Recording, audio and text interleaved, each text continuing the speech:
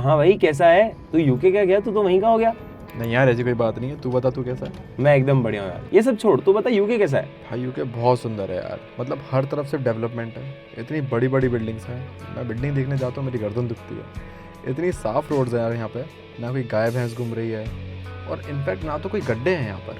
और भाई यहाँ पे गरीबी ही नहीं है, हर एक आदमी अमीर है यार यहाँ पर। अब मान ले चल तेरा मन करे किसी ठेले पे जाके नींबू का पानी पी लूँ मैं, भाई एक ठेला तक भी नहीं है यहाँ पर, सिर्फ और सिर्फ फैंसी शॉप्स हैं। और भाई परसों मैं म्यूज़ियम गया था, इतनी रिच हिस्ट्री है यूके की, इतने सारे देशों को कॉलोनाइज कर रखा था। मतलब सच में यार ब्रिटेन सच में ग्रेट है। तुझे आना चाहिए यूके, बता कब आ रहा है?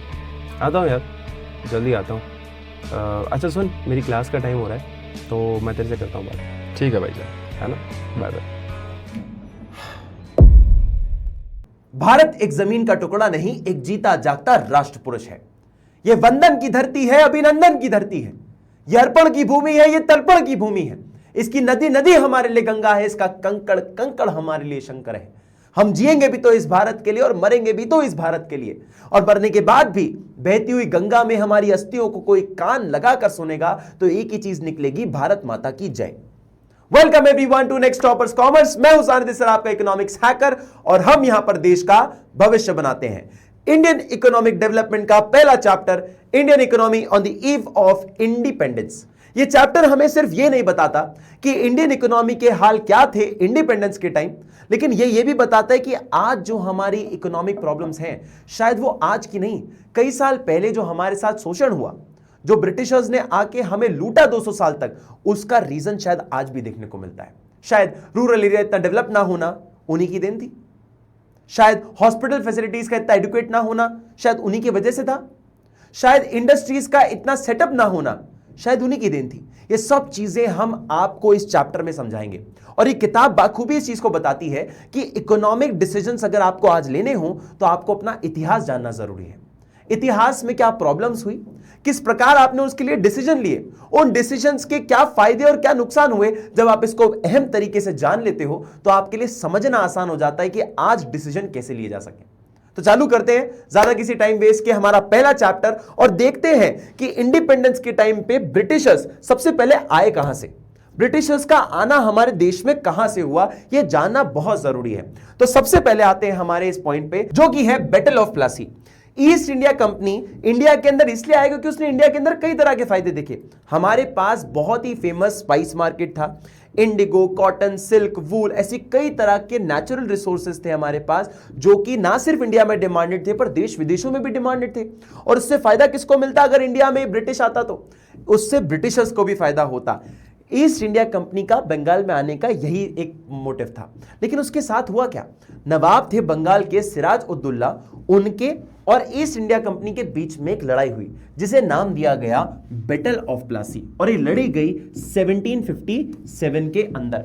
ये जब लड़ाई लड़ी गई तो उसमें ईस्ट इंडिया कंपनी की जीत हुई और ईस्ट इंडिया कंपनी की जीत के वजह से ब्रिटिश राज चालू हुआ इंडिया के अंदर, जो कि चला 1947 तक। 190 साल देश पर हमारे ब्रिटिशर्स ने राज किया है, जिसको हम ऑलमोस्ट 200 साल कहते हैं। और ये चालू कब हुआ?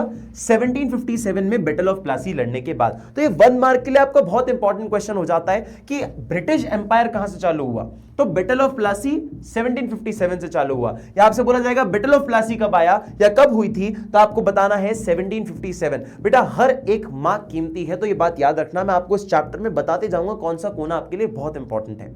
तो जरा देखो, the British rule over the India change the course of history in India. कि इंडिया की अगर आप हिस्ट्री देखो तो ब्रिटिशर्स बहुत बड़ा रोल प्ले करते हैं और उनका आना कहां से हुआ यह हमारे लिए बहुत इंपॉर्टेंट हो जाता है, जो कि है बैटल ऑफ प्लासी 1757। लेकिन हमारे ना एक सवाल है।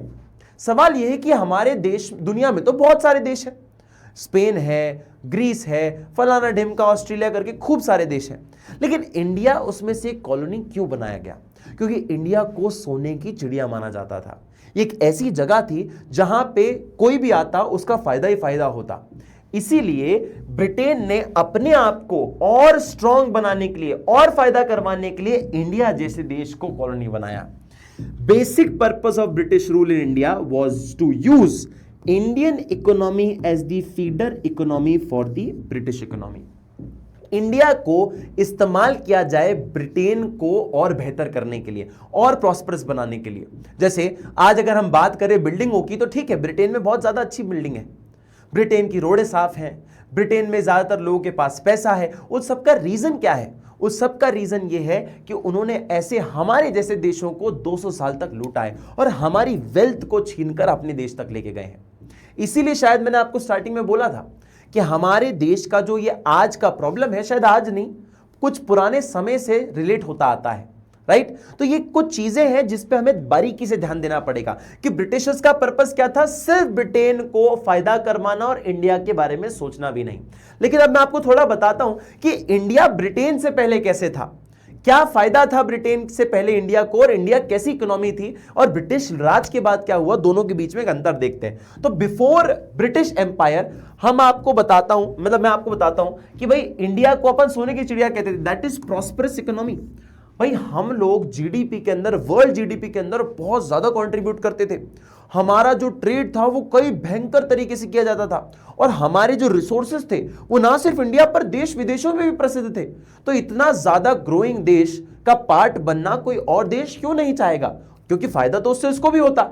तो सोने की चिड़िया कहा जाने वाला देश इसी वजह से था, क्योंकि हमारे पास रिसोर्सेज बहुत ही शानदार थे कि अगर उनका इस्तेमाल करते तो आज शायद हम बहुत ज्यादा डेवलप्ड होते। जैसे कि वही आपके सऊदी के कुछ देश हैं जहां पे पेट्रोल की खदानें हैं, इतनी सारी पेट्रोल है, इतना सारा कि उनके आप देखोगे तो पूरा रेत का जो डेजर्ट था वो अब शहर में डेवलप हो चुका है, क्योंकि उनके पास रिसोर्स थी। वही रिसोर्स इंडिया के पास भी थी, लेकिन आज वो डेवलपमेंट क्यों नहीं देखने को मिला? क्योंकि इनने 200 साल तक हम पर राज किया और हमें लूटा है।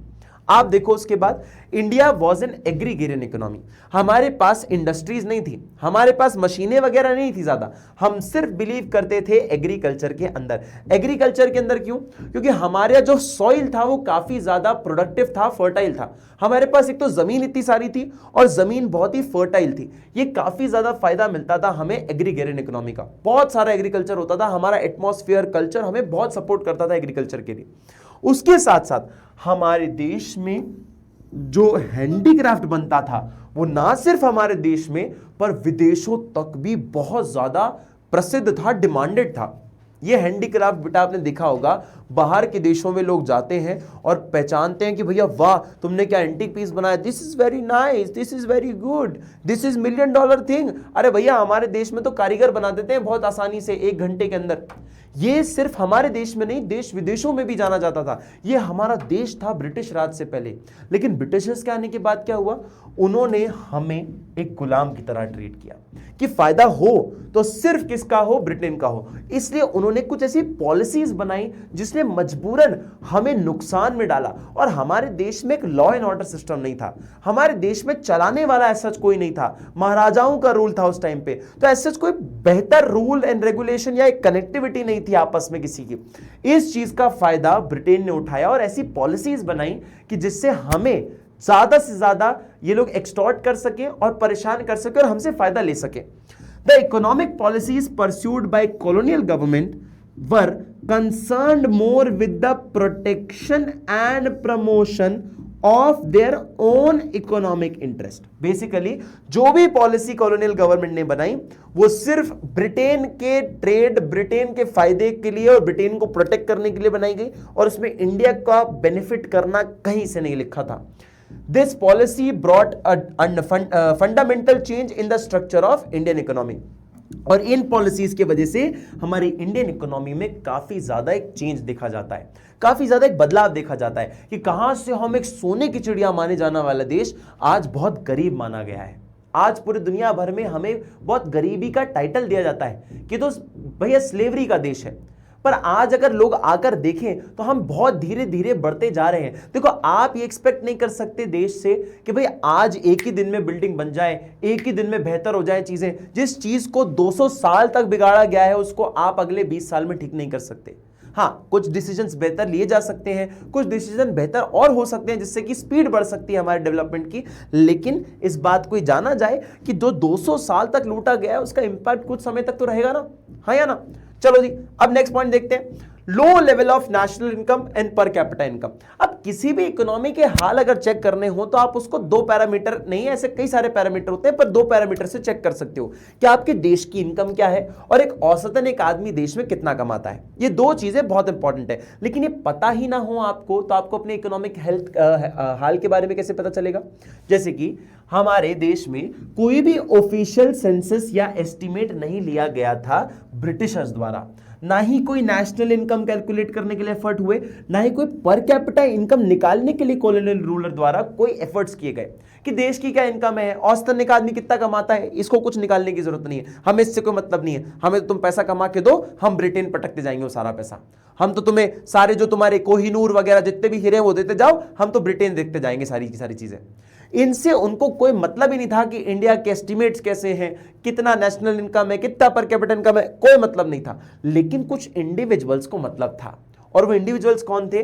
दादा भाई नारोजी, विलियम डिग्बी, फिंडले शिरार्स और वीके आरवी राव और आरसी देसाई जैसे लोग।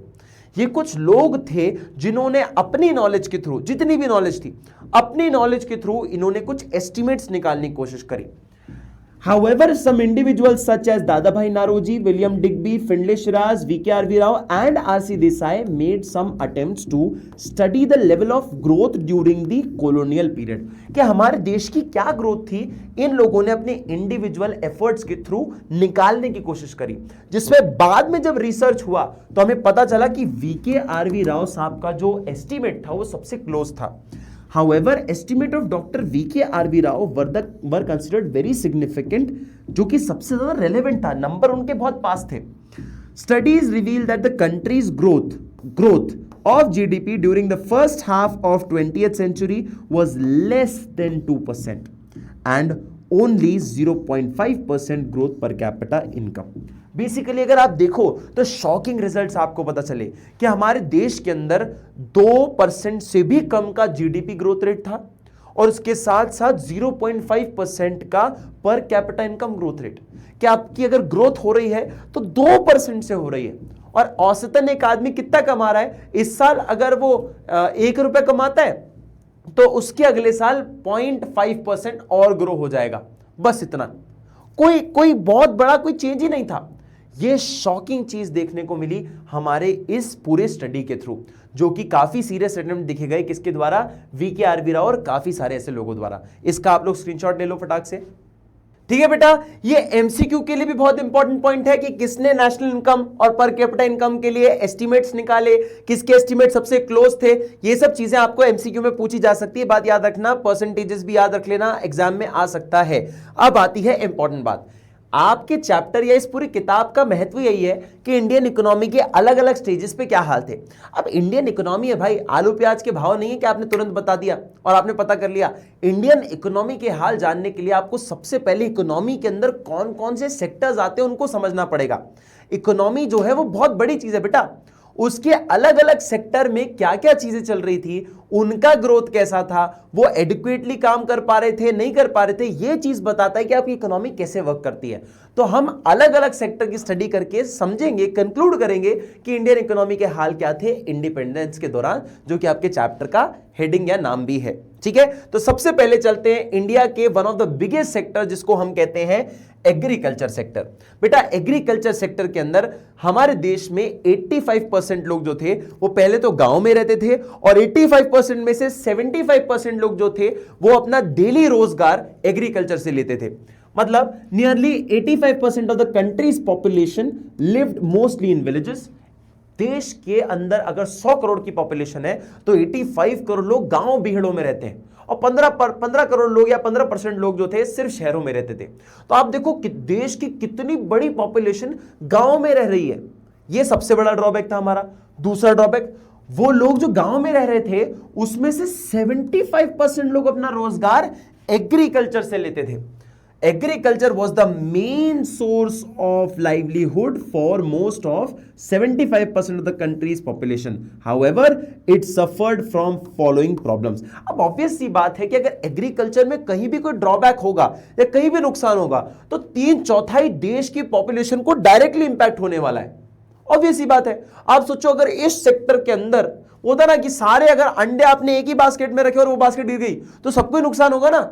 यही एक सबसे बड़ा प्रॉब्लम भी माना गया कि हमारे देश का जो डिपेंडेंसी था एग्रीकल्चर के ऊपर वो इतना ज्यादा था कि अगर एग्रीकल्चर ही ना काम करे तो हमारे देश की हालत खराब हो जाएगी। और वही कुछ प्रॉब्लम्स फेस करी गई एग्रीकल्चर सेक्टर द्वारा, जो कि प्रॉब्लम्स हम आज डिस्कस करेंगे। सबसे पहला प्रॉब्लम आपका लैंड सेटलमेंट सिस्टम, या इसको कहते हैं जमींदारी सिस्टम। क्या है, पहले मैं आपको इसको एक एग्जांपल से बताता हूं। देखो, सबसे पहले आते थे ब्रिटिशर्स। ये ब्रिटिशर्स ने क्या किया, ब्रिटिशर्स ने कुछ जमींदार अपॉइंट किए।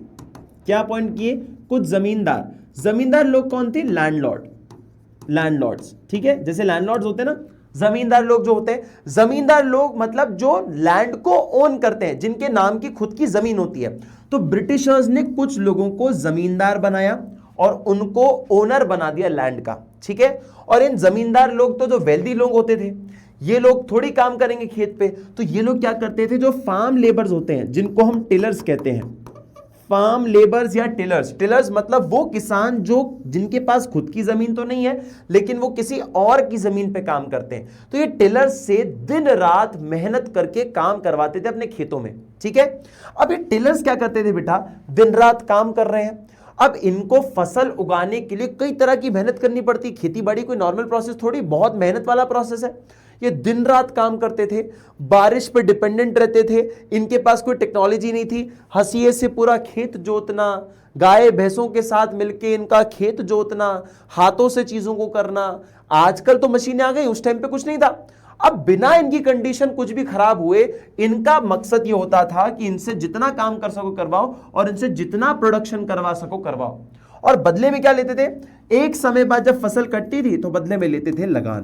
क्या लेते थे बेटा, लगान। आपने देखा होगा ना एक मूवी के अंदर 3 गुना लगान देना पड़ेगा। वो 3 गुना लगान पता है क्या होता है, यही कि आप जितना भी कमा रहे हो आपको टैक्स देना पड़ेगा, उसमें बहुत हेवी टैक्स। लगान बहुत सिंपल नहीं था, बहुत ही हेवी टैक्स था, ठीक है।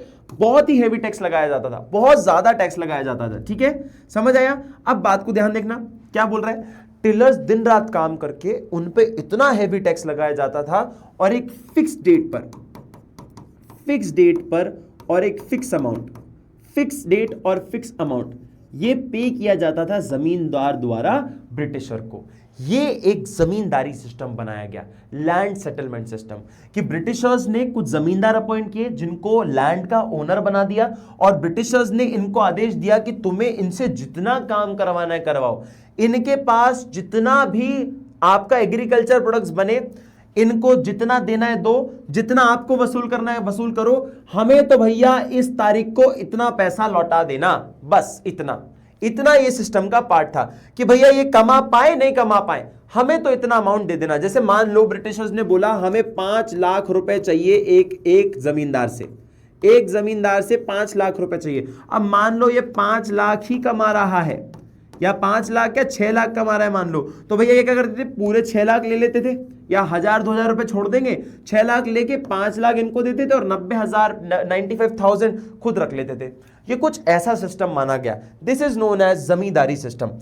All the profits accruing out of agriculture sector went to zamindars in the form of lagaan के तौर पे जितना भी प्रॉफिट आप कमाते थे एग्रीकल्चर सेक्टर पे, वो सारा का सारा लगान जो है किसको जाता था, जमींदार को जाता था। और जमींदार से एक फिक्स अमाउंट फिक्स तारीख को ब्रिटिशर्स के पास जाया करता था। ये देखो कितने सारे लोग यहाँ पे काम कर रहे हैं और जमींदार आदमी क्या कर रहा है, बैठा हुआ सिर्फ यहाँ पे क्या कर रहा है, बैठा हुआ सिर्फ देख रहा है लोगों को काम करते हुए, ठीक है। Now what happened, next point, and they did nothing to improve the agriculture condition. अब होता क्या था ना बेटा, इनसे इतना हेवी लगान वसूल किया जाता था, लेकिन हेवी लगान वसूल करने के लिए उतना हेवी प्रोडक्शन तो हो, तुम बारिश पे डिपेंडेंट हो, तुम्हारे पास मशीनें नहीं है, तुम्हारे पास फैसिलिटीज नहीं अच्छे से कि तुम एग्रीकल्चर कर सको, तो ऑब्वियस सी बात है आपका प्रोडक्टिविटी काफी कम हो जाएगी, बहुत कम फसल उगा पाओगे और जितना भी उगाओगे सारा लगान पे चला जाएगा। मतलब आप तो इसको सिंपल भाषा में समझ लो कि 6 महीने आपने किसी फसल पे काम किया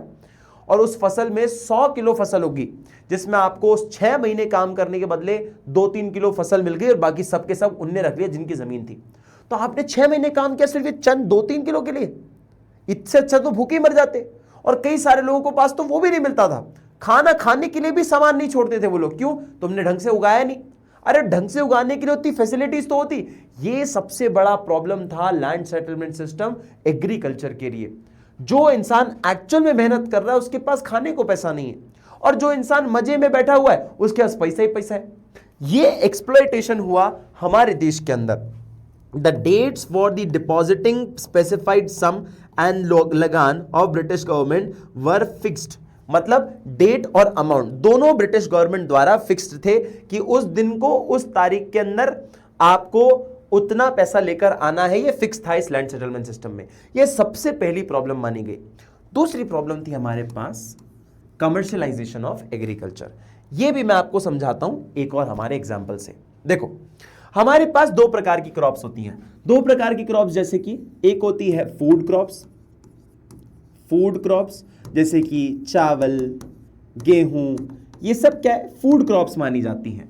कैश क्रॉप्स क्या है बेटा, कैश क्रॉप्स ऐसी क्रॉप्स हैं जिनसे आपको पैसा मिले, जैसे कि कॉटन, जैसे कि कॉटन, जैसे कि सिल्क, ठीक है, जूट। ये क्या है बेटा, ये ऐसी कुछ क्रॉप्स हैं जिनसे आपको पैसा मिल सकता है, ठीक है।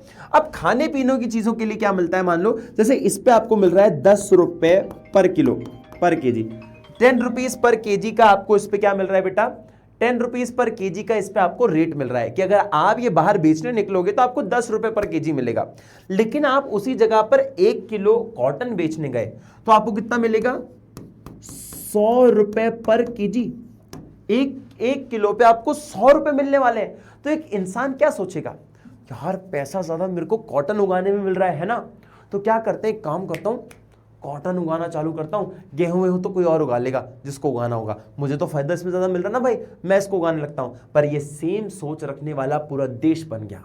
जितने भी लोग थे सब लोग क्या करने लगे, कैश क्रॉप्स उगाने लग गए, कैश क्रॉप्स उगाने लग गए, कैश क्रॉप्स उगाने लग गए। और उस चक्कर में किसी ने फूड क्रॉप्स पर ध्यान ही नहीं दिया, और इस वजह से हमारे देश के अंदर आ गई फेमाइन, मतलब भूखमरी। हमारे देश में आ गई फेमाइन। फेमाइन का मतलब होता है भूखमरी, कि हमने खाना बनाना छोड़ दिया सिर्फ पैसे कमाने के चक्कर में, तो किसी ने भी खाना नहीं बनाया तो हमारे देश में खाने की शॉर्टेज हो गई। ये प्रॉब्लम हुआ कमर्शियलाइजेशन ऑफ एग्रीकल्चर से। उससे इंपॉर्टेंट भी आपको मैं एक बात बताऊं, कमर्शियलाइजेशन ऑफ एग्रीकल्चर का मतलब होता है कि आप एग्रीकल्चर को सिर्फ खुद के खाने के लिए नहीं बना रहे हो। इंडियंस की मानसिकता क्या थी ब्रिटिशर्स के आने से पहले, कि जितना भी आप एग्रीकल्चर प्रोडक्ट बना रहे हो वो आप खुद के कंजम्पशन के लिए बना रहे हो, कि भैया टमाटर उगाऊं, मैं गेहूं उगाऊं, चावल उगाऊं, मैं क्यों उगा रहा हूं, क्योंकि मैं खुद खा सकूं, ये सब चीजें मैं भी तो खाऊंगा। लेकिन जैसे ब्रिटिशर्स आए, इन्होंने बोला अबे तुम खुद के लिए नहीं, अगर तुम ज्यादा बनाते हो ना तो तुम इसको बेच भी सकते हो, ठीक है। पर ज्यादा पैसा मिलता था कैश क्रॉप्स में फूड क्रॉप्स के अगेंस्ट, ठीक है, समझ आया। तो ये प्रॉब्लम हमें फेस करने मिली एग्रीकल्चर के कमर्शियलाइजेशन होने से, कि अब एग्रीकल्चर लोग खुद के खाने के लिए नहीं, बेचने के लिए बना रहे हैं, और बेचने के लिए लोग खाना नहीं कैश क्रॉप्स उगाने लग गए, जिससे कि हमारे देश में शॉर्टेज हो गया खाने का, ठीक है। नाउ ये देखो, crops were produced for sale in the market rather than for self consumption. Farmers were induced by higher prices for producing cash crops and then food crops so that they could be used raw material for British industries। देखो क्या होता था ना, इन्होंने यही same चीज बोली कि हायर प्राइसेस दी इन लोगों ने कैश क्रॉप्स के लिए, और लोअर प्राइसेस मिलती थी किसके लिए, फूड क्रॉप्स के लिए। तो हुआ क्या ना, कैश क्रॉप्स के लिए ज्यादा पैसा इसलिए मिलता था क्योंकि जितना भी सामान है ये सब कहां जाता था बेटा, ब्रिटेन जाया करता था, ब्रिटेन जाया करता था। और ब्रिटेन जाकर इन रॉ मटेरियल के फिनिश गुड बनते थे जो कि दुनिया में बेचे जाते थे। मतलब हमारे रॉ मटेरियल्स को ले जाकर ब्रिटेन में इनका कपड़ा बनाया जाता था। जैसे मान लो कॉटन एक रॉ मटेरियल है, वो ब्रिटेन भेजा जाता था, ब्रिटेन में उस कॉटन के कपड़े बनते थे, और वो कॉटन का कपड़ा पूरी दुनिया में बिकता था। ये तो वो वाली बात हो गई ना कि एक किसान गेहूं उगा रहा है और वो गेहूं बेच देता है और बाहर से आटा पिसा हुआ खरीद के लेके आता है पैकेट में, कि भाई मैं किसान हूं, गेहूं उगाता हूं और मैं वही गेहूं बेच देता हूं किसी कंपनी को, और वो कंपनी उसका आटा बना के, और मैं मार्केट जाके सिल्वर कॉइन का आटा उठाकर लेकर आता हूं। अरे जब गेहूं मेरा है तो चक्की भी मैं ही बनवा के पिसवा के खा लूं ना आटा। जब वीट मेरा है, गेहूं मेरा है, तो आटा भी मैं बना ही सकता हूं। पर लेकिन ये किसी ने सोचा ही नहीं, सबने सिर्फ पैसे के बारे में सोचा, और फायदा किसको हुआ, ब्रिटिश को हुआ, ठीक है। ये चीज देखी गई कमर्शियलाइजेशन इन एग्रीकल्चर में। Second point. थर्ड पॉइंट देखा गया लो लेवल ऑफ प्रोडक्टिविटी। हमारे देश में ना ही कोई टेक्नोलॉजी का फायदा मिला, एग्रीकल्चर को, ना ही हमारे देश में कोई प्रॉपर इरिगेशन फैसिलिटीज थी जो कि एग्रीकल्चर की प्रोडक्टिविटी को बढ़ा सके, ना ही हमारे देश में फर्टिलाइजर्स थे इतने अच्छे कि हम इनकी एग्रीकल्चर की प्रोडक्टिविटी को बढ़ा सके। बेटा फर्टिलाइजर हो, इरिगेशन फैसिलिटी हो या टेक्नोलॉजी हो, ये तीनों का होना एग्रीकल्चर की प्रोडक्टिविटी के लिए बहुत इंपॉर्टेंट होता है।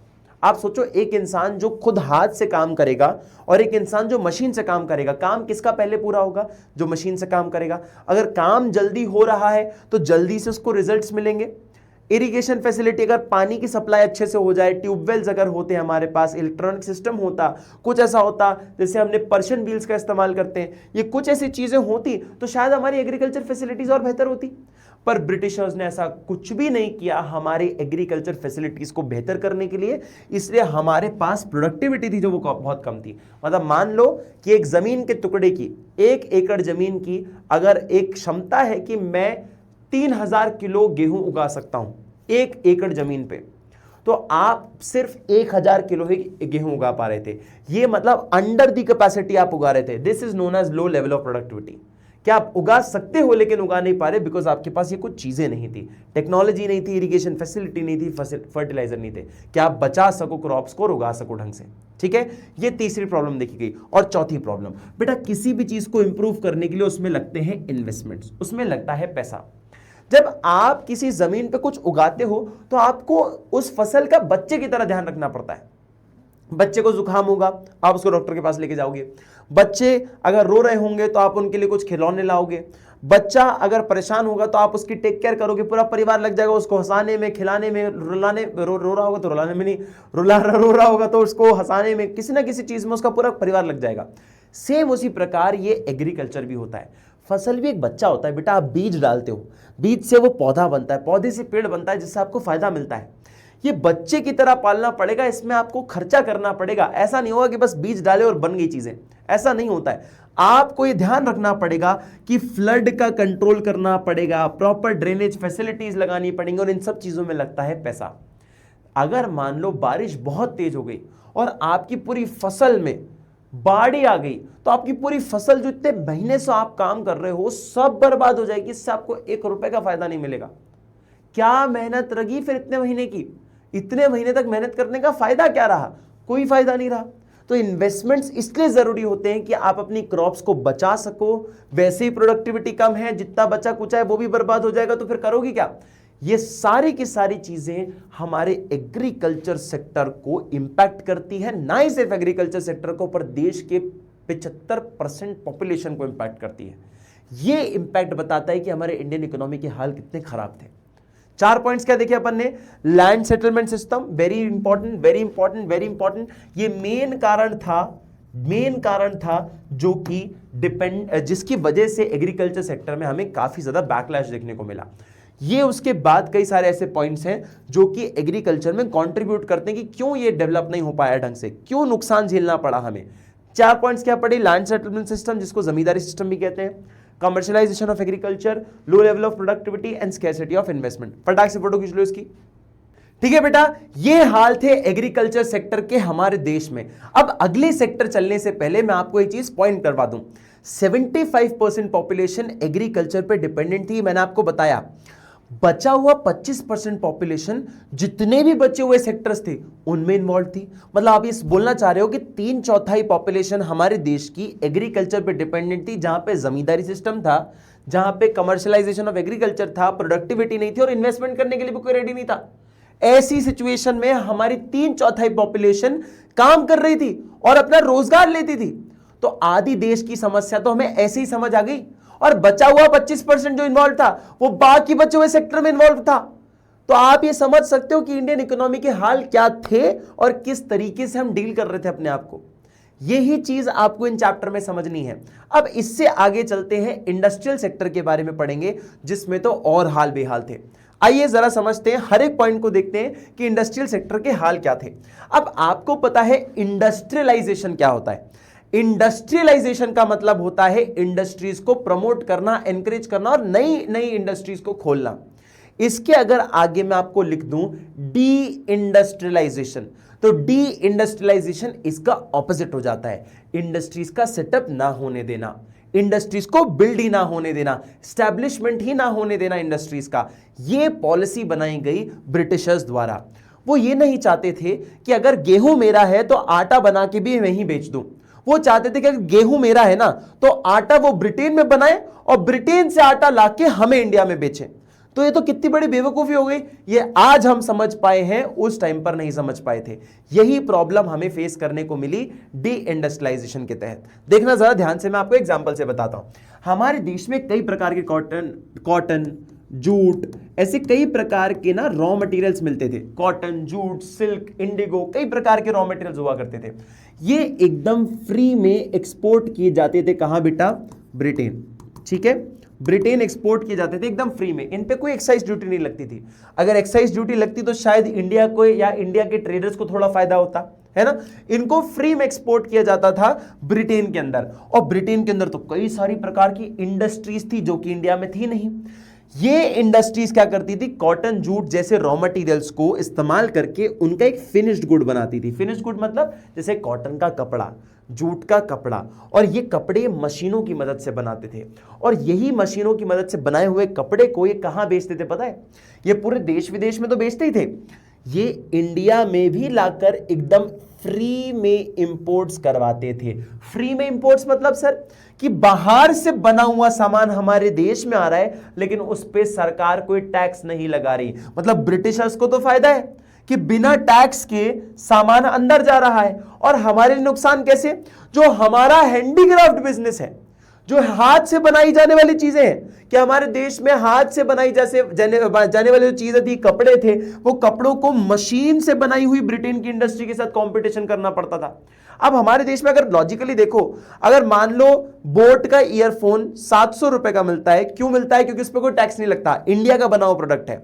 JBL, सोनी के स्पीकर्स अगर मैं बाहर से बुलवाऊंगा तो उस पर टैक्स बहुत लग जाता है। क्यों? क्योंकि वो बाहर का प्रोडक्ट है। अगर मैं पैसा खर्चा करता हूं JBL पे तो इसका पैसा बाहर जिस कंपनी जहां से JBL बिलोंग करता है उस देश के पास जाता है पैसा, और मैं बोट के ऊपर पैसा खर्चा करता हूं तो देश का पैसा देश में ही रह जाता है। तो फायदा कहां होता है? हम अगर इंडियन मेड्स प्रोडक्ट को खरीदते हैं तो हमारा पैसा देश में ही रहता है, और फॉरेन प्रोडक्ट्स खरीदते हैं तो देश का पैसा बाहर को चला जाता है, जो कि हमारे देश के लिए नुकसान है। यही नुकसान इंडस्ट्री को फेस करना पड़ा, स्पेशली हैंडीक्राफ्ट इंडस्ट्री को। हाथ से बनाए जाने वाले कपड़े को लोग हटाकर फिनिश गुड जो कि बाहर से बन के आ रहे थे ब्रिटेन की तरफ से, उनको खरीद रहे थे क्योंकि वो सस्ते पड़ते थे। मशीनों से बनाना और हाथ से बनाने में फर्क है। हाथ से कोई भी चीज बनाओगे तो वो महंगी पड़ेगी, उस पर मेहनत ज्यादा लगती है। मशीन में मेहनत कम लगती है इसलिए सस्ती पड़ती है, और उससे प्रोडक्शन भी ज्यादा होता है। आप हाथ से स्वेटर बनाओ, नानी हाथ से स्वेटर बनाती, पूरी गर्मियां निकल जाती, सर्दी आते आते तक स्वेटर बन जाता है। लेकिन अगर मशीन से बनाऊं तो ये लो भैया, 1-2 घंटे के अंदर आपका स्वेटर बन के रेडी। यही चेंज यहां पर देखने को मिला। लेकिन आप एक चीज सोचना जरा थोड़ा ध्यान से, हमारा रॉ मटेरियल हम ब्रिटेन को भेज रहे हैं फ्री में एक्सपोर्ट करके, और यही फिनिश प्रोडक्ट बनके, कॉटन का कपड़ा बनके फ्री में इंपोर्ट हो रहा है हमारे देश के अंदर। यार जब सामान मेरा है तो मैं ही क्यों ना बना लूं, हाँ या ना? यही चीज तो ब्रिटेन सरकार नहीं चाहती। इसी चीज को कहा गया डी इंडस्ट्रियलाइजेशन, कि अगर मेरे कॉटन का इस्तेमाल करके मैं खुद कॉटन का कपड़ा बनाने लग जाऊं तो इंडस्ट्री बन जाएगी ना। पर सरकार नहीं चाहती थी ब्रिटेन कि भैया हम अगर खुद से प्रोडक्ट बनाने लग गए और देश विदेश में खुद से प्रोडक्ट बेचने लग गए तो उसमें ब्रिटिश सरकार को क्या फायदा है भाई? कॉटन तुम्हारा, कपड़ा तुम खुद बना रहे हो और बेच तुम रहे हो तो प्रॉफिट तो तुम्हें ही मिलेगा ना। ब्रिटिश सरकार को इससे कोई फायदा ही नहीं हुआ। लेकिन इससे यहां पे फायदा कैसे हुआ? ये सस्ते दामों पे, बहुत सस्ते दामों पे कॉटन खरीदते थे, इंडिगो खरीदते थे, जूट खरीदते थे, उनके प्रोडक्ट्स बनाते थे अच्छे से और देश विदेश में बेचते थे। मतलब प्रोडक्ट बनाने का जो प्रॉफिट कमाते थे ना, वो ऐसे ही कमाते थे।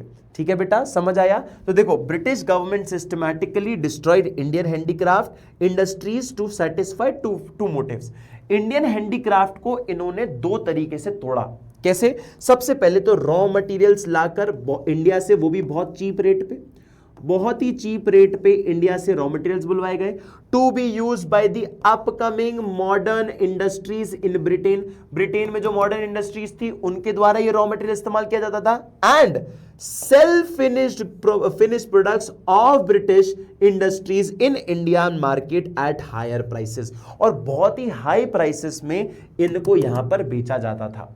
मतलब तुम मान लो 10 रुपए का कॉटन खरीद रहे हो, उसका कपड़ा बना के तुम 200 रुपए का बेच रहे हो, मतलब 10 का सामान खरीद के 200 का प्रॉफिट। यही चीज के हिसाब से इन्होंने इंडिया में इंडस्ट्रीज को सेटअप होने नहीं दिया। इसे हमने टू फोल्ड पॉलिसी का नाम दिया। मतलब ब्रिटिश सरकार ने इसको टू फोल्ड पॉलिसी कहा। टू फोल्ड पॉलिसी का मतलब एक्सपोर्ट पे भी कोई ड्यूटी नहीं, इंपोर्ट पे भी कोई ड्यूटी नहीं, दोनों तरीकों से ब्रिटिश सरकार का फायदा ही फायदा। आप समझ रहे हो, फायदा ही फायदा है। ब्रिटिश सरकार कोई भी इंपोर्ट कर रही है इंडिया के अंदर तो आपको कोई पैसा ही देने की जरूरत नहीं है, मतलब ब्रिटिश सरकार को पैसा देने की जरूरत नहीं है, तो आपको कितना ही फायदा है। प्रॉफिट भी आप कमा रहे हो, टैक्स भी नहीं पे कर रहे, और सामान भी आपका नहीं है, किसी और के सामान पे प्रॉफिट बना रहे हो, मतलब फायदा ही फायदा। और इससे नुकसान किसको हुआ? हमारे हैंडीक्राफ्ट बिजनेस को।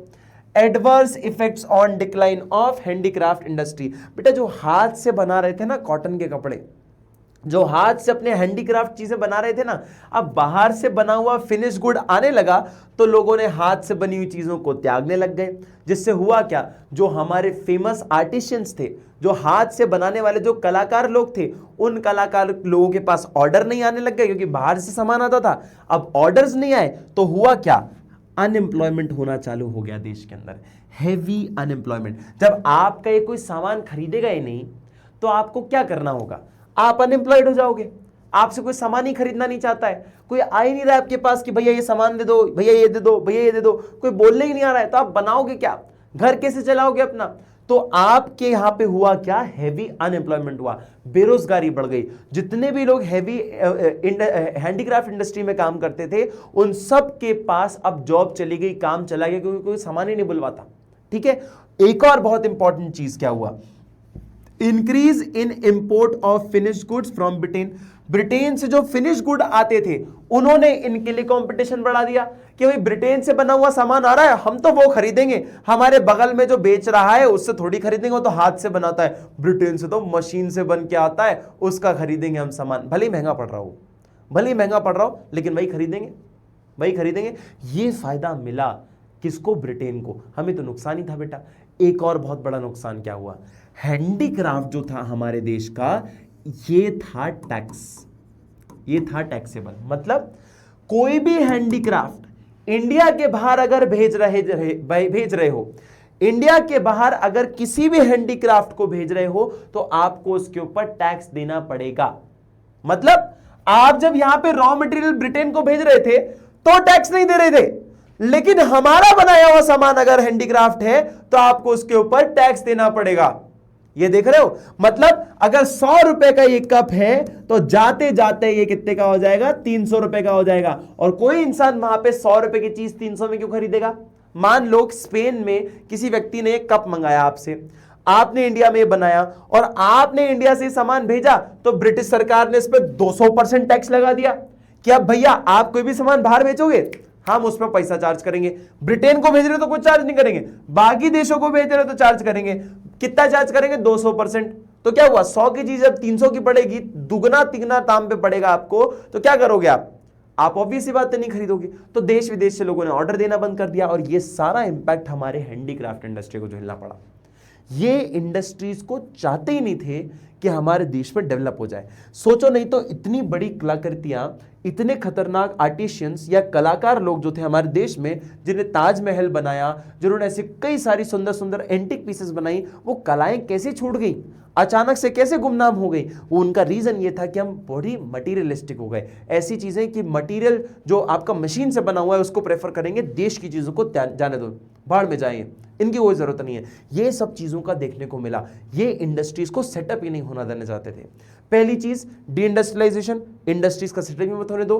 दूसरा point, adverse effect of decline of handicraft industry. मशीनों की प्रोडक्ट के प्रति आप हैंडीक्राफ्ट इंडस्ट्री को भूल गए। ठीक है, अब हुआ क्या, उसके अलावा हमारे देश में कोई भी कैपिटल गुड इंडस्ट्री नहीं थी। कैपिटल गुड इंडस्ट्री मतलब बेटा ऐसी इंडस्ट्री जो कि टूल्स, मशीन बनाने की बात करती है। हमारे देश में ऐसी कोई इंडस्ट्री नहीं थी, बहुत कम इंडस्ट्रीज थी जो कि मशीन या टूल बनाने की बात करे। हमारे देश में 75% लोग सिर्फ एग्रीकल्चर में थे और बहुत कम लोग इंडस्ट्रीज में काम करते। मतलब इंडस्ट्री थी तो भी नाम की थी, ज्यादा नहीं थी, बहुत नाम की इंडस्ट्रीज थी, उसमें कोई भी मशीन टूल्स बनाने की बात ही नहीं करता था। तो ये हुआ lack of capital good industries. जब आपके देश में मशीनें नहीं होंगी, आपके देश में, अब देखो ना, मोबाइल ब्रांड जो है हमारे देश में सारे बाहर के हैं, इंडिया का मोबाइल ब्रांड कोई है ही नहीं, तो हमें क्या करना पड़ता है, बाहर से सामान बुलवाना पड़ता है। अब मान लो अगर इंडिया में कोई ब्रांड बनता ही नहीं और बाहर से हम सामान ही नहीं बुलवाते, तो कभी भी हम फोन ही इस्तेमाल नहीं कर पाते ढंग से। कोई लावा वावा एक छोटा मोटा फोन बना देता कीपैड वाला, तो बना के यूज कर रहे होते। ये एक प्रॉब्लम देखी गई कि हमारे देश में अगर इंडस्ट्री नहीं होती ना तो इनोवेशंस भी रुक जाते हैं। ये सब चीजें इंपैक्ट करती है एक देश को, और ब्रिटिश सरकार बहुत चीज जानती थी।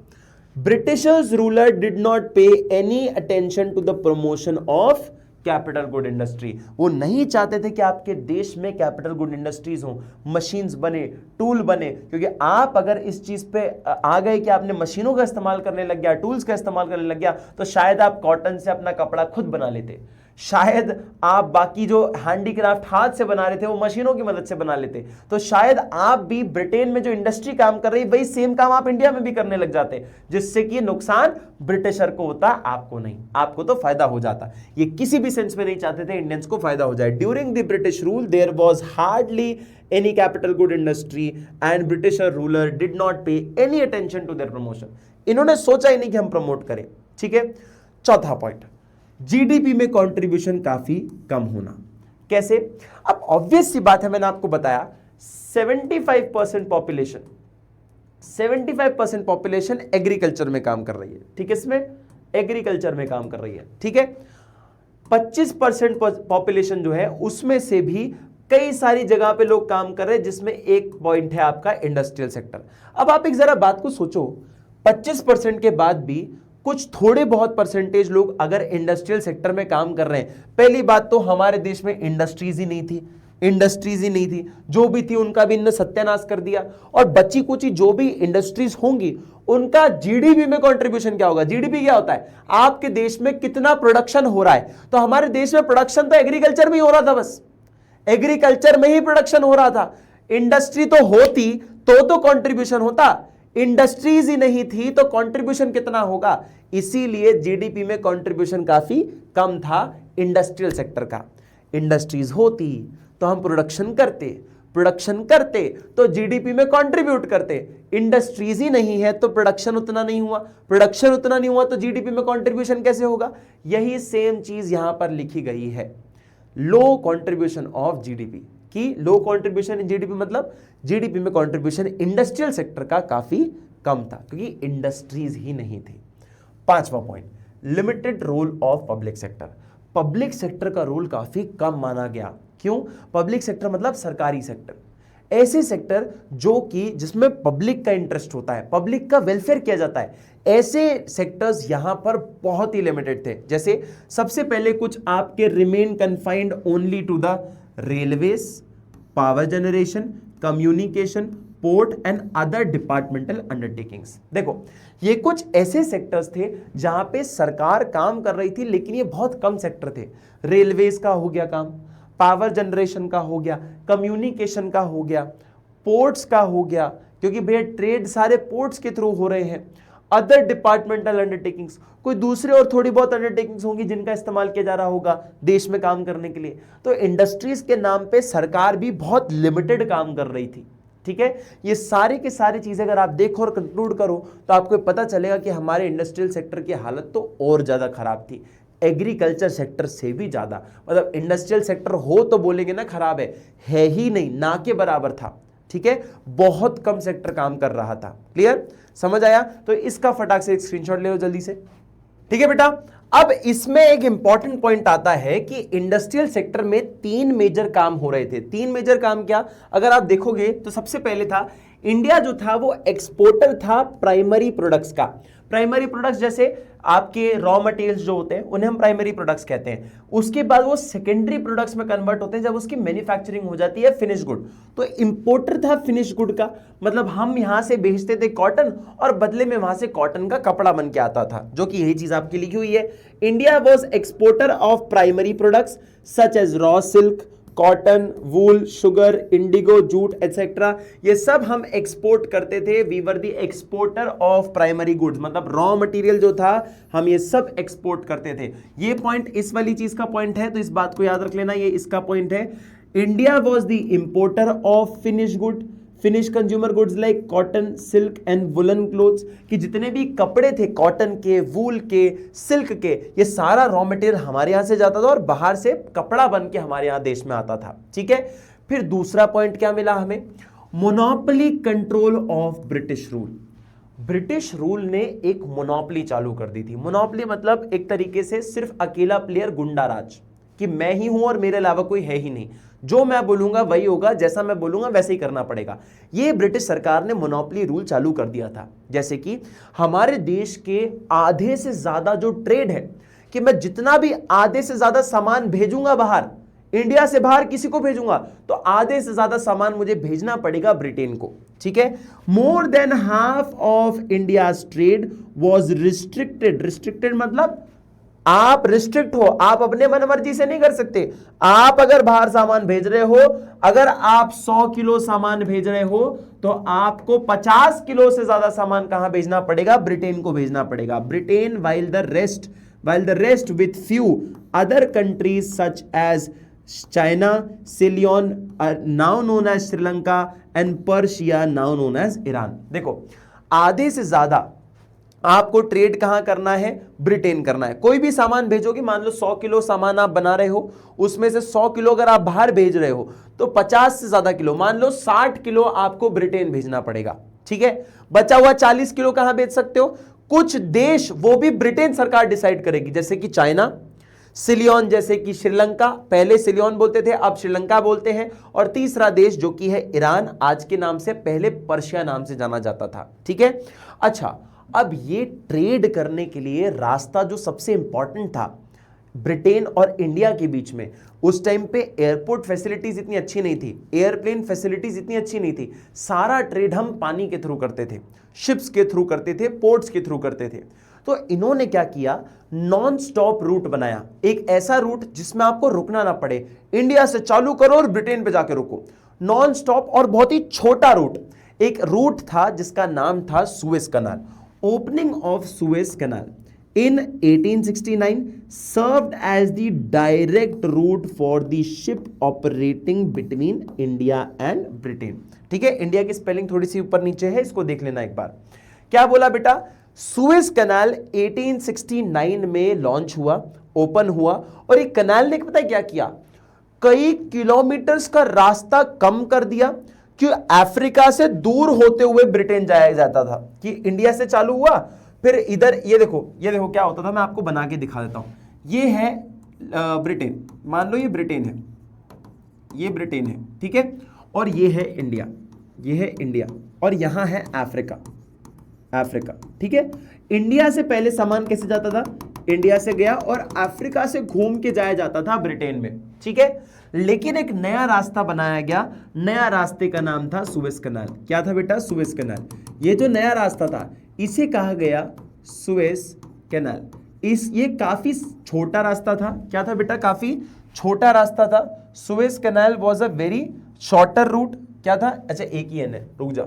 सुएज कनाल एक बहुत ही छोटा रास्ता था, इसमें आप दो तीन तरीके से फायदे में थे। एक तो समय, टाइम सेव होता था, और दूसरा फ्यूल सेव होता था, पैसा कम लगता था।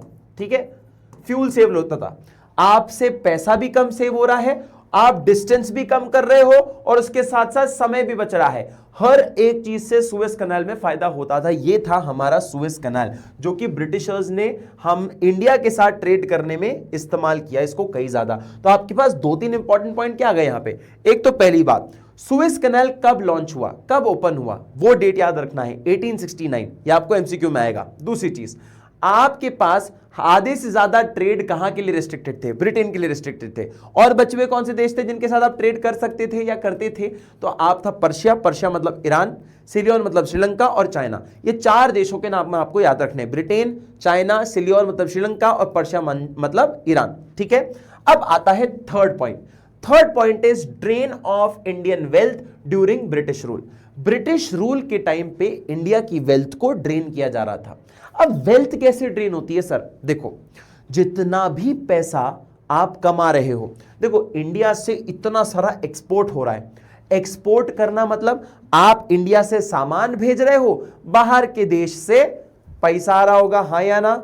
लेकिन वो पैसे पे भी लगान ले लेते थे कौन लोग? ये ब्रिटिशर्स लोग। तो जितना भी पैसा एक्सपोर्ट का इंडिया में आता था, जितना भी पैसा एक्सपोर्ट का इंडिया में आता था, वो पैसा जो भी आता था ब्रिटिश सरकार के पास, वो ब्रिटिश सरकार देश के लॉ एंड ऑर्डर को चलाने के लिए लगा देती थी, या वॉर लड़ने के लिए। वर्ल्ड वॉर चल रही होती थी उस टाइम पे, तो वर्ल्ड वॉर लड़ने के लिए पैसा लगता है बेटा। कोई भी वॉर लड़ोगे आपको पैसा लगेगा उसमें, क्योंकि मशीनें यूज होती हैं, गोला बारूद यूज होता है, लोगों की आर्मी के लिए रहने सहने के लिए, खाने पीने के लिए, उनको जैकेट्स बंदूकें देने के लिए, इन सब चीजों के लिए पैसा लगता है। तो वॉर लड़ने के लिए चाहिए होता है पैसा। तो इंडिया में जो भी एक्सपोर्ट करके पैसा कमा रहे थे ना, उस पैसे का इस्तेमाल करके ये लोग ब्रिटेन वाले वॉर लड़ते थे और अपने देश के अंदर लॉ एंड ऑर्डर या एडमिनिस्ट्रेटिव सेटअप को चलाने के लिए इस्तेमाल किया करते थे। मतलब उसमें भी इंडिया का फायदा नहीं, उसमें भी फायदा किसका? ब्रिटेन का है। India generated an export surplus but was use to make payments for administrative expenses of British government and pay for war expenses. कि ब्रिटेन सरकार जो भी वॉर लड़ रही थी, ये पैसा उसमें इस्तेमाल किया जाता था। और लॉ एंड ऑर्डर चलाने के लिए बेटा लगता है पैसा, नियम कानून चलाने के लिए लगता है पैसा। ठीक है, उस law and order administrative setup को चलाने के लिए इस एक्सपोर्ट सरप्लस के पैसे को इस्तेमाल किया जाता था। Several essential commodities such as food grains, clothes, kerosene etc were scarcely available in domestic market as these were exported। देखो, हमारे देश में केरोसिन, हमारे देश में कपड़े, हमारे देश में अनाज, हमारे देश के मसाले, ये सारी की सारी चीजें इस्तेमाल की जाती थी, एक्सपोर्ट की जाती थी देश में। जो कि आज देखोगे तो फूड ग्रेन्स, क्लोथ्स, केरोसिन, ये सब हमारे देश में बहुत ही कम पड़ गए। मतलब ये सारा हम तो बनाए लेकिन हमारे लिए छोड़ ही नहीं रहे। मतलब आप 6 महीना मेहनत कर रहे हो अपने खेत पे सब्जी उगाने के लिए, और जब सब्जी उग गई सारे के सारे ब्रिटेन चले गए, आपके पास खाने के लिए कुछ बचा ही नहीं। तो ये क्या फायदा हुआ फिर उगाने का? यही सब प्रॉब्लम हमें इस इंडस्ट्रियल सेक्टर को झेलनी पड़ी हमारे इस पूरे सेक्टर को पढ़ने के बाद। ठीक है बेटा, समझ आया? ये था हमारा एक इंडस्ट्रियल सेक्टर। क्लियर? लेकिन अब बात करनी है हमें डेमोग्राफिक कंडीशन की। डेमोग्राफिक कंडीशन क्या होता है? डेमोग्राफिक का मतलब होता है एक एरिया। एक एरिया कुछ भी हो सकता है, एक छोटा सा एरिया मार्केट का, आपकी कॉलोनी, आपका शहर, आपका गांव, आपका टाउन, आपका देश, आपका कॉन्टिनेंट, आपकी दुनिया। तो आप किसी भी एरिया की बात करोगे उसे डेमोग्राफिक कहा जाता है। उस डेमोग्राफिक के अंदर उसकी कंडीशन क्या है, उसमें रहने वाले लोगों की कंडीशन क्या है, यह भी इकोनॉमी को दर्शाने का एक बहुत बड़ा पैरामीटर जाना जाता है। देखो, आपने 2 सेक्टर पढ़े, एग्रीकल्चर सेक्टर पढ़ा, आपको पता चल गया एग्रीकल्चर सेक्टर की बहुत बुरे हाल थे, 3/4 पॉपुलेशन उस पर डिपेंडेंट थी और हाल खराब थे। इंडस्ट्रियल सेक्टर इतना था ही नहीं हमारे पास, उसमें भी सारी तरीके से सिर्फ ब्रिटिशर्स का फायदा, हमारा तो नुकसान ही नुकसान था। ठीक है, और तीसरी बात आप क्या कर सकते हो इकोनॉमी को बेहतर समझने के लिए, कि हमारे देश की पॉपुलेशन जो थी ना, उनके हाल क्या थे। लोगों के पास पैसा था नहीं था, लोग अमीर थे गरीब थे, लोग कितना जीते थे, लोगों के पास जो बर्थ रेट और डेथ रेट था वो कैसा था, लोगों की एजुकेशन लेवल क्या थी। ये एक इकोनॉमी की कंडीशन को बताता है कि आपके देश के अंदर अगर हॉस्पिटल फैसिलिटी, अगर लोग जल्दी मर रहे हैं तो ये बताता है कि हॉस्पिटल फैसिलिटी अच्छी नहीं होगी। आपके देश में लोग गरीब है तो शायद ये भी बताता होगा कि एजुकेशन के लिए भी पैसा नहीं होगा। ये सब बताता है कि इकोनॉमी की कंडीशन। अब ये समझेंगे कि डेमोग्राफिक कंडीशन क्या होती है। क्लियर? ध्यान से देखना सब लोग। डेमोग्राफिक कंडीशन जानने के लिए हमें कुछ बेसिक चीजों का इस्तेमाल करना पड़ता है, जैसे कि सेंसस। तो first official census conducted in 1881, बहुत इंपॉर्टेंट पॉइंट है एमसीक्यू के लिए स्पेशली, कि पहला जनगणना कब हुआ। जनगणना मतलब पॉपुलेशन की काउंटिंग कब हुई? 1881 में। Revealed unevenness in India's population growth. India के अंदर पहली जनगणना मतलब ऑफिशियली पहला पॉपुलेशन की काउंटिंग कब हुई बेटा? 1881 में हुई पहली बार। और उसने बहुत ही शॉकिंग रिजल्ट्स बताए हमें कि हमारे देश की जो ग्रोथ थी वो बहुत ही अनइवन थी, बहुत ही खराब थी। ठीक है, कभी भी कुछ भी हो रहा है, कभी ग्रोथ हो रही है, कभी बहुत नीचे गिर गए, फिर कभी फिर ग्रोथ दिख रही है, फिर नीचे गिर गए, कुछ भी चल रहा था हमारे देश के अंदर। इसीलिए हमने हमारे देश की इकोनॉमिक हेल्थ को दो हिस्सों में बांटा। दो हिस्सों में कैसे बांटा? इसीलिए 1921 को the year of great divide के नाम से जाना गया। The great divide, year of great divide. ठीक है, ये ईयर ऑफ ग्रेट डिवाइड के नाम से जाना गया। बहुत इंपॉर्टेंट पॉइंट है, इस बात को याद रखना। क्या था सर ये ईयर ऑफ ग्रेट डिवाइड? देखो, आपने मूवी देखी 1921?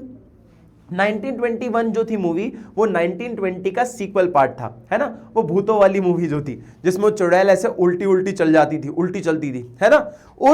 उस मूवी से आपको इसकी डेट याद रखनी है। देखो, ये 1921 की एक मैं अगर टाइमलाइन बनाऊं तो 1921 ने हमारी इंडियन इकोनॉमिक हेल्थ को दो हिस्सों में बांटा। कैसे? 1921 से बर्थ रेट हो या डेथ रेट हो, दोनों ही रेट 1921 के पहले बहुत ही हाई थे। मतलब बहुत लोग पैदा हो रहे थे हमारे देश में और बहुत लोग मर भी रहे थे। ठीक है, लेकिन 1921 के बाद क्या हुआ? बर्थ रेट बढ़ता गया और डेथ रेट कम हो गया। डेथ रेट धीरे धीरे कम होता गया। मतलब क्या होता था? जितने लोग पैदा होते थे ना, औसतन उतने ही लोग मर जाते थे रोज। तो हमारी पॉपुलेशन में कोई भी ग्रोथ नहीं थी, मतलब हम ग्रो ही नहीं कर रहे थे। 1921 से पहले अगर मान लो 50 लोग पैदा होते हैं तो 40 लोग मर जाते थे। तो ऑलमोस्ट जितने लोग पैदा हो रहे हैं उतने ही लोग मर जा रहे हैं, तो कोई भी ग्रोथ नहीं देखी गई। लेकिन 1921 के बाद से बर्थ रेट तो बढ़ता रहा, लेकिन डेथ रेट कम होते नजर आए। इसी के बाद से 1921 के बाद से आज तक हमारी पॉपुलेशन कंटिन्यूअसली बढ़ती जा रही है। ठीक है, कंटिन्यूअसली बढ़ती जा रही है। समझ आया? इसीलिए 1921 को the year of great divide के नाम से जाना जाता है। इसका मतलब यह है कि यह हमारी इंडियन हेल्थ को, इकोनॉमी को दो हिस्सों में बांटता है। एक पहला हिस्सा, फर्स्ट फेज, जिसमें हमारे हाल बहुत ही खराब थे, बर्थ रेट भी बहुत हाई, डेथ रेट भी बहुत हाई। दूसरा हिस्सा जहां पे हमारी पॉपुलेशन कंटिन्यूअसली बढ़ती रही 1921 के बाद, कभी भी नहीं गिरी, और उसकी वजह से डेथ रेट कम हुआ है और बर्थ रेट बढ़ता रहा है, जिससे पॉपुलेशन हर साल बढ़ती जा रही है। हम लोग 80 करोड़ से आज 140 करोड़ के भी ऊपर जा चुके हैं, इस ही कुछ वजह से। ठीक है, इसे हम the year of great divide के नाम से जानते हैं। क्लियर? अब जरा बात को जरा समझना। इकोनॉमिक डेमोग्राफिक कंडीशन के अंदर क्या दिख रहा है? देखो, सबसे पहले high birth rate and death rate. Birth rate और डेथ रेट दोनों ही बहुत हाई थे। ईयर ऑफ ग्रेट डिवाइड की कंडीशन अगर देखें तो उससे पहले both birth rate and death rate, जितने लोग पैदा हो रहे हैं और जितने लोग मर रहे हैं, दोनों ही बहुत ज्यादा है। Were very high at nearly 48 and 40 पर 1000 रिस्पेक्टिवली। मतलब 1000 लोगों पे 48 बच्चे पैदा होते हैं और 1000 लोगों में 40 लोग मर जाते हैं। मतलब अगर 1000 लोगों में मैं 40 लोग ऐड कर दूं तो 1048 लोग हो गए। सॉरी, 40 नहीं, 48 लोग पैदा कर दूं तो कितने हो जाएंगे? 1000 लोगों में 1048 हो जाएगा। ठीक है, क्या किया मैंने? 1000 लोग थे, इसमें 48 लोग पैदा हो गए। कितने हो गए? देखो, 1048 हो गए। ठीक है, लेकिन अगर मैं आपको एक चीज बोलूं, अगर इसमें से 40 लोग मर भी गए तो कितना बचा? 1008 हो गया, मतलब 8 ही लोग बढ़े। तो बेटा इसको कोई ग्रोथ कहते हैं क्या? इसको कोई ग्रोथ कहते हैं क्या? 8 लोग बढ़ जाना सालाना, ये कोई ग्रोथ होती है क्या? इसे ग्रोथ नहीं कहते बेटा, ये एकदम नॉट इवन ग्रोथ, मतलब इसको स्लाइटेस्ट ग्रोथ बोलोगे आप। ये सही नहीं है इकोनॉमी के लिए, ये बिल्कुल भी सही नहीं होता है, खराब माना जाता है कि इतने सारे लोग अगर मर रहे, किस दिन अगर ज्यादा मरने लग गए 40 से ज्यादा, तो फिर क्या होगा? फिर तो आपकी पॉपुलेशन उल्टा और गिरने लग जाएगी। तो ये कंडीशन बिल्कुल भी अप्रोप्रिएट नहीं मानी जाती। तो बर्थ रेट और डेथ रेट दोनों बहुत ज्यादा हाई था हमारे देश में। दूसरी चीज, extremely low literacy rate. Literacy rate काफी लो था हमारा। लिटरेसी रेट लो मतलब कि हमारे देश में कितने लोग लिखना और पढ़ना जानते हैं, इसका जो परसेंटेज वैल्यू था पूरी पॉपुलेशन में वो बहुत ही कम था। मतलब कितना? Was less than 16%। 15-15.5% के आसपास हमारे देश में लोग लिखना और पढ़ना जानते थे। मतलब अगर 100 करोड़ लोग हैं या 100 लोग हैं तो 100 लोग में अगर मान लो 15 लोग जानते हैं तुम्हारा लिखना पढ़ना। मात्र 15 लोग जाते हैं जो अपना सिग्नेचर कर सकें और पढ़ सकें किसी चीज को। मात्र 15 लोग 100 में से। उसमें भी औरतों के हाल तो और खराब थे। औरतों की हाल की बात करूं तो female literacy rate was negligibly very low, जो कि था 7%, लो लेवल ऑफ 7%। कि मतलब 100 में से 7 महिलाएं हैं जो पढ़ सकती हैं और अपना सिग्नेचर कर सकती हैं। ये जो कंडीशंस है ना डेमोग्राफिक की, एक एरिया की पॉपुलेशन की स्टडी की, ये बताता है कि आपके इकोनॉमिक हाल क्या थे। ठीक है।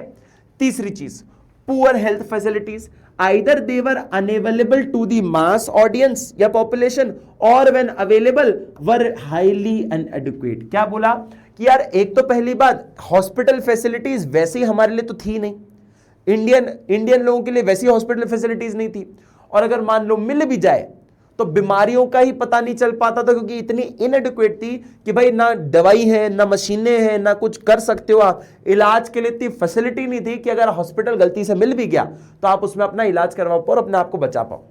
इसी वजह से मैं आपको इसके नीचे 2 जो लाइन दूंगा ना वो आपको बहुत रिलेटेबल लगेगी।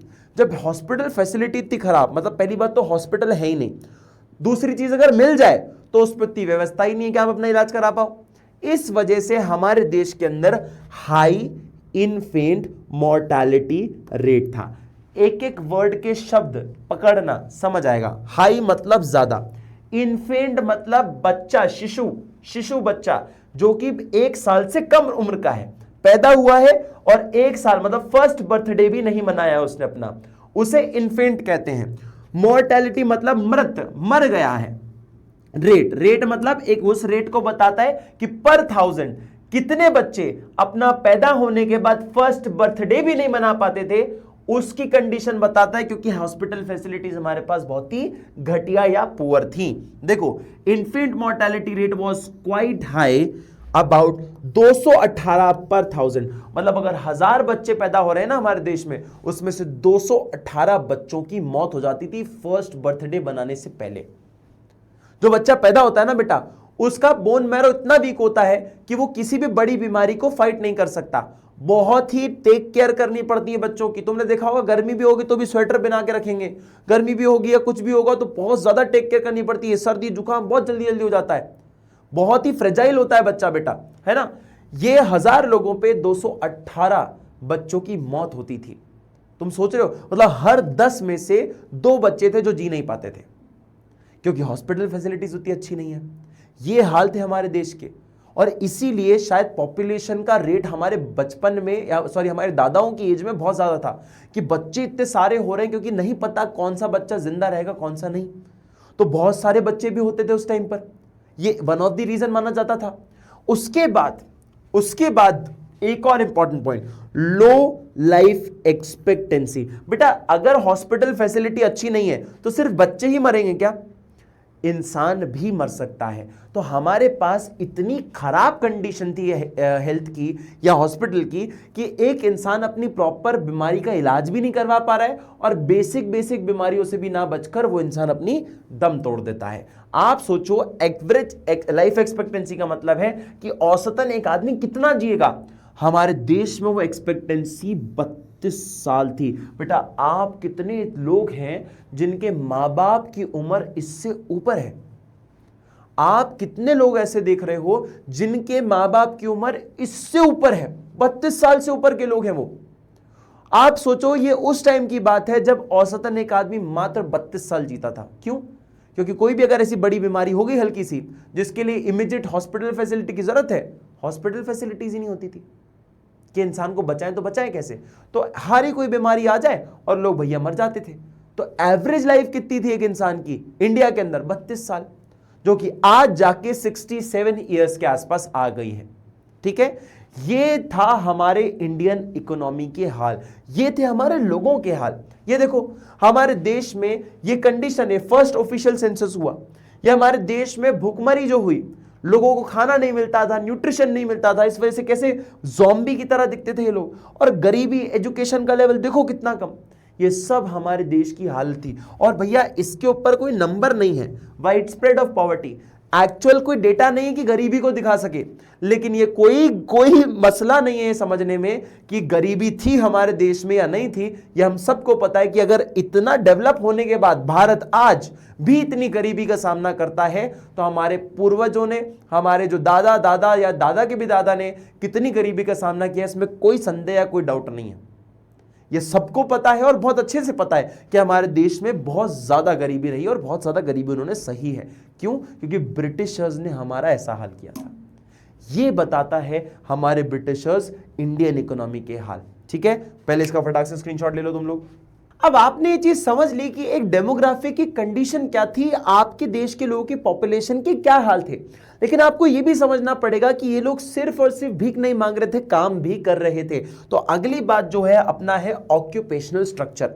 हमारे देश में किधर किधर लोग क्या काम कर रहे थे, इसके बारे में जानना बहुत जरूरी है। देखो सबसे पहले अगर हम बात करें तो हम देखेंगे ऑक्यूपेशनल स्ट्रक्चर, लोगों का ऑक्यूपेशन मतलब काम, और उसका स्ट्रक्चर, कौन कितना इंसान कहां काम कर रहा था। During the colonial period, the occupational structure of India exhibited backwardness as is brought forward by the following points. देखो इन पॉइंट्स की मदद से हमें पता चलता है कि हम बहुत ही पिछड़ा हुआ काम कर रहे थे, बहुत ही पिछड़ी सोच के साथ चल रहे थे और बहुत ही इकोनॉमी हमारी पिछड़ी हुई थी। कैसे? सबसे पहले प्राइमरी सेक्टर।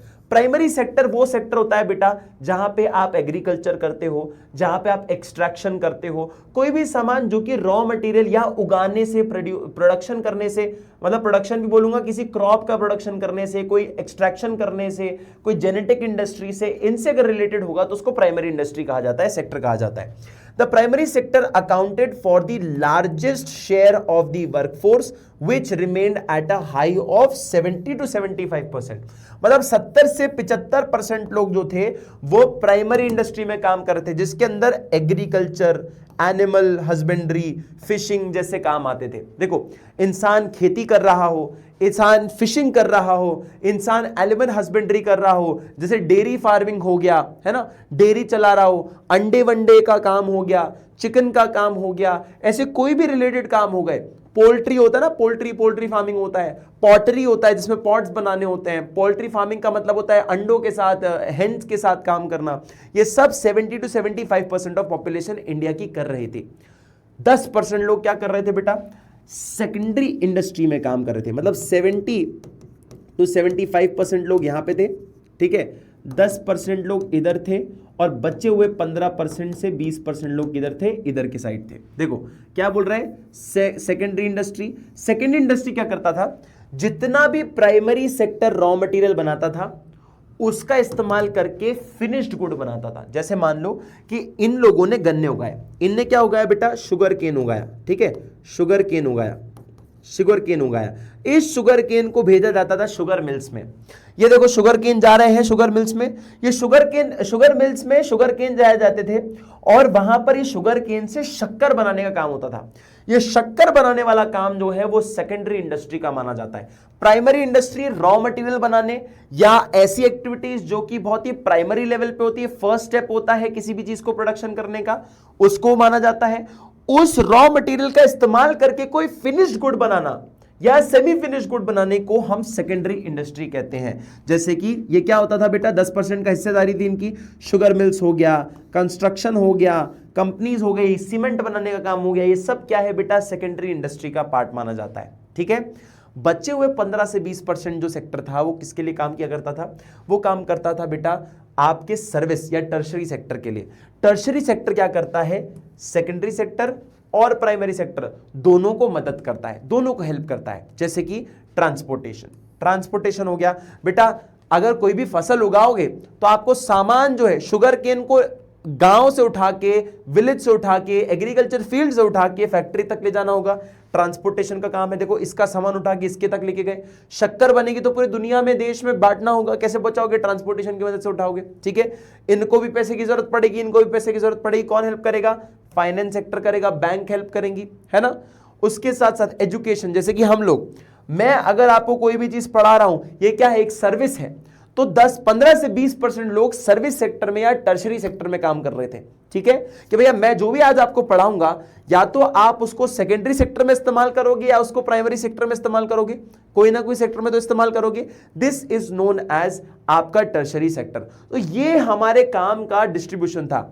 70 to 75% लोग प्राइमरी सेक्टर में काम कर रहे थे, 10% लोग सेकेंडरी सेक्टर में थे और 15 से 20% लोग टर्शरी सेक्टर में थे, ठीक है।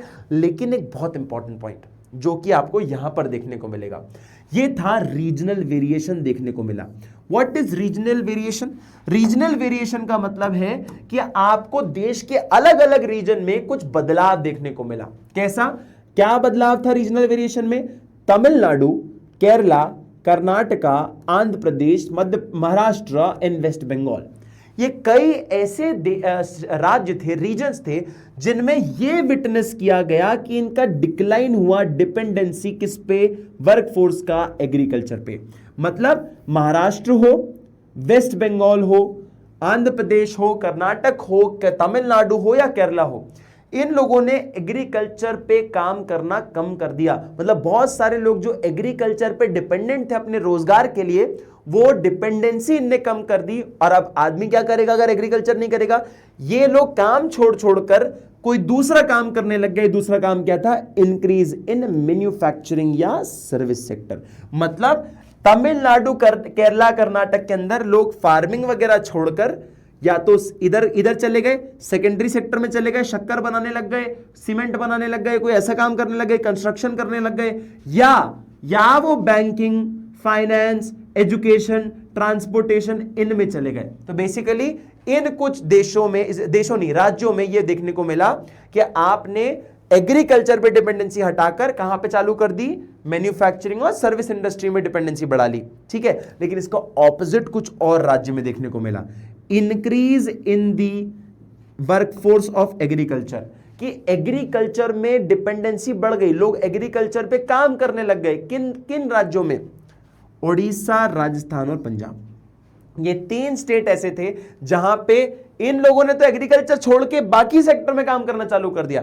इन्होंने एग्रीकल्चर में और डिपेंडेंसी बढ़ा ली, जो कि राजस्थान, पंजाब और ओडिशा था। ये आपका एक रीजनल वेरिएशन है, जो कि इंपॉर्टेंट पॉइंट है, आपको 3-4 मार्कर में आ सकता है, बात को याद रखना। ये वन शॉट बहुत ही इंफॉर्मेटिव है और आपको कहीं से भी कहीं और जाने की जरूरत नहीं है। This is going to be the important and the most valuable session for you, no doubts about that, ठीक है। जो भी आपको दिख रहा है सब बहुत इंपॉर्टेंट है, क्लियर। चलो नेक्स्ट पॉइंट पे देखते हैं, इंफ्रास्ट्रक्चर। अब आपको ना इकोनॉमी के और बेहतर हाल जानने के लिए देखना पड़ेगा कि आपके यहां पे इंफ्रास्ट्रक्चर कैसा था। अगर इंफ्रास्ट्रक्चर खराब है, मतलब इकोनॉमी की आपकी कंडीशन बहुत इतनी अच्छी नहीं है।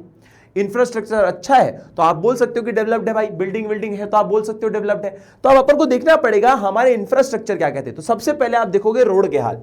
तो हमारे देश में रोड के हाल जो थे वो बहुत ही खराब थे, लेकिन जो भी रोड बनाई गई थी हमारे देश में वो ब्रिटिश सरकार द्वारा बनाई गई थी। और उनका पर्पस क्या था कि यार आपको अगर पूरे देश पे राज करना है ना, तो देश के उन गांव तक भी पहुंचना पड़ेगा जिस गांव में कोई लोग रह रहे हो थोड़े बहुत, जो कि किसानी कर रहे हो, और उनसे भी हम लगान वसूल कर सकें। तो उस गांव तक कैसे पहुंचे? रोड बना दो तो पहुंच जाएंगे, हाँ या ना। तो जो भी रोडें बनाई गई वो सिर्फ कनेक्टिविटी के लिए बनाई गई कि इस देश पे हर जगह पे राज करना होगा, तो एटलीस्ट रोड तो बनानी पड़ेगी जिससे कि मिलिट्री और आर्मी वहां तक पहुंच पाए और वहां से रॉ मटेरियल निकालकर ब्रिटेन सरकार तक पहुंचाया जा सके। देखो ध्यान से, The British ruler could not accomplish much on construction of road। इतना कोई खास इनने डेवलपमेंट नहीं किया रोड का, पर रोड का सिस्टम बना दिया, एक कनेक्टिविटी बना दी जिससे कि क्या कर सके? Primarily serve the interest of mobilization of army and shifting raw material. देखो ये रोडें इसलिए बनाई गई जिससे कि आर्मी गांव गांव जा सके और अपना दबदबा बना के रख सके, कि भैया बंदूक की नोक पे काम करवा सके, और जितनी भी फसलें उग रही होंगी ये फसलें हमें कहां भेजनी है, ब्रिटेन में भेजनी है। तो बेटा एक गांव, मतलब मान लो मध्य प्रदेश के एक बहुत ही छोटे से गांव से अगर आपको ब्रिटेन तक सामान पहुंचाना है तो आपको पहले इनको समुद्री तटों तक ले जाना पड़ेगा, सामान को समुद्री तटों के बाद उसमें शिप में रखना पड़ेगा और शिप से जाके वो सुएज कैनाल से ब्रिटेन तक पहुंचेगा। पर ये रोड जो है मध्य प्रदेश से समुद्री तटों तक कैसे पहुंचेंगे, मध्य प्रदेश में तो समुद्र है नहीं, तो मध्य प्रदेश से समुद्री तटों तक पहुंचने का जो रास्ता होगा वही रोड होगा। और वो रोड बनाने का मतलब यही था, दो इंटेंशन थे इनके, एक आर्मी पहुंच सके गांव तक जिससे इनका दबदबा बन सके, ये रूल कर सके पूरे देश पे, दूसरी चीज वो रोडों से सामान पहुंचेगा ब्रिटेन तक। ठीक है, ये कुछ चीजें इनके इंटेंशन थे रोड बनाने के। दूसरा पॉइंट जो कि बहुत इंपॉर्टेंट है और आपसे पूछा जाता है पेपर के अंदर फॉर श्योर, क्या है ये?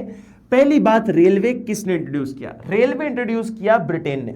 ठीक है, ब्रिटेन ने रेलवे इंट्रोड्यूस किया और कौन से ईयर में किया? 1850 के अंदर, 1850 में रेलवे आया हमारे देश में। ठीक है, और पहली जो ट्रेन थी वो चली थी बॉम्बे टू ठाणे के बीच में, 40 किलोमीटर की ट्रेन थी, बॉम्बे से लेके ठाणे, बॉम्बे के अंदर ही ठाणे आता है ना, तो बॉम्बे से ठाणे के बीच में एक ट्रेन चली थी, सबसे पहली ट्रेन 1850 में। ठीक है, आज देखा जाए तो वर्ल्ड का सबसे बड़े नेटवर्क्स में से इंडिया का नेटवर्क आता है, रेलवे नेटवर्क, जो कि 4th लार्जेस्ट रेलवे नेटवर्क है वर्ल्ड का। ठीक है, तो मतलब हमारे देश को कितने लंबे नेटवर्क से कनेक्ट करता है। आप सोचो हमारे देश में फ्लाइट्स की कनेक्टिविटी तो अच्छी नहीं है, लेकिन ट्रेन की फैसिलिटीज बहुत अच्छी है, कनेक्टिविटी बहुत ज्यादा अच्छी है। आप किसी भी देश में, इस देश के किसी भी शहर में जाना चाहो पर आराम से जा सकते हो, क्योंकि ट्रेन का सिस्टम बहुत अच्छा है। ठीक है, तो ये ब्रिटिश सरकार ने इंट्रोड्यूस किया और इनका मतलब क्या था, इनका मकसद क्या था कि ये क्या कर सके, जो रॉ मटेरियल बहुत सारे देश के कोने कोने से आता है ना, लोग बैलगाड़ी वगैरह से लेके आते हैं, बैलगाड़ी तो 12-12 दिन ले रही दिल्ली तक आने के लिए, कलकत्ता तक आने के लिए 12-12 दिन लग जा रहे हैं, हाँ या ना, तो इतना लंबा समय लग रहा है। एक काम करो, रेलवे नेटवर्क बना दो जिससे कि लोग गांव से अपने सामान लेके बैठे और आके वो कहां पे डिपॉजिट कर दें, उसको सारा रॉ मटेरियल पोर्ट्स के एरिया में जाके डिपॉजिट कर दें। तो क्या हुआ देखो, the railway affected the structure of Indian economy in 2 ways, 2 तरीकों से। पहला, railway enabled people to undertake the long distance travel. It enhanced commercialization of Indian agriculture. हुआ क्या बेटा, इससे 2-3 प्रकार के फायदे हमें देखने को मिले। क्या हुआ, रेलवे नेटवर्क से लंबी जर्नी जो होती थी, जो बैलगाड़ी पे करी जाती थी, अब वो बहुत कम समय में लंबे लंबे ट्रैवल आप कर सकते हो। देखो पहली बात तो लंबे ट्रैवल्स आप बैलगाड़ी पे करते नहीं थे, और लंबे ट्रैवल्स आप आसानी से कर पा रहे हो रेलवे नेटवर्क के थ्रू। दूसरी चीज, ये रेलवे नेटवर्क क्या कर रहा है, जो सामान अगर बेचने निकल रहा है आदमी, तो बेचने के लिए निकलने के लिए उसको किसी और शहर जाना पड़ेगा, तो वो रेलवे की मदद से कमर्शियलाइजेशन बढ़ गया। आप सिर्फ सामान अपने गांव में बेच रहे थे अभी तक, अब आप ट्रेन से ट्रैवल करके इनको शहरों में जाके भी बेच सकते हो। तो ये फायदा मिला किसको, रेलवेज को, इस इंडियंस को थोड़ा बहुत इस रेलवे नेटवर्क से। और आज अगर देखा जाए तो भैया इनका मकसद नहीं था हमें फायदा करना, लेकिन खुद का फायदा करने के चक्कर में थोड़ा सा फायदा हमारा भी कर गए। ठीक है, ये आया इंडियन रेलवेज। अब आता है तीसरा point, air and water transport. देखो सिंपल सी बात है, वाटर ट्रांसपोर्ट की बात करें तो वो बहुत बड़ा फेलियर था ब्रिटिश सरकार के लिए। जो भी वाटर सिस्टम इनने बनाया था वो एडिक्वेट नहीं था, क्योंकि उसकी कॉस्टिंग ज्यादा पड़ती थी और बहुत प्रॉब्लमेटिक होता था। क्योंकि रेलवे नेटवर्क इतना फेमस हो गया था हमारे देश में, क्योंकि जमीनें ज्यादा है, पानी कम है ना, शहरों के अंदर पानी कम है लेकिन ऐसे जमीनें ज्यादा हैं। तो रेलवे नेटवर्क इतना फेमस हो गया कि वाटर ट्रांसपोर्ट डूब गया, है ना, पानी के अंदर ही डूब गया, वो इतना सक्सेसफुल नहीं हो पाया। और एयर नेटवर्क जो था ना हमारा, एयरप्लेन्स का जो नेटवर्क था, वो इतना ज्यादा बड़ा सक्सेसफुल कभी नहीं रहा हमारे लिए, क्योंकि कॉस्टलियर था। हर कोई आदमी, आज भी देखोगे तो तुम प्लेन में ट्रैवल करने में हर आदमी झिझकता है क्योंकि थोड़ा कॉस्टली है, और उस टाइम पे तो वैसे ही एयरलाइंस कम थी तो और कॉस्टली था, और इतना डेवलप्ड नहीं था एयर सिस्टम जितना आज है।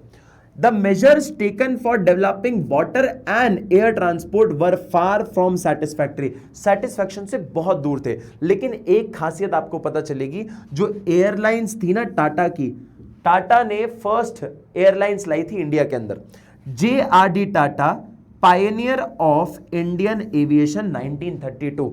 1932 के अंदर इन्होंने एविएशन के अंदर अपनी पहली एयरलाइन खोली, मतलब इंडिया की पहली एविएशन वॉज टाटा के द्वारा।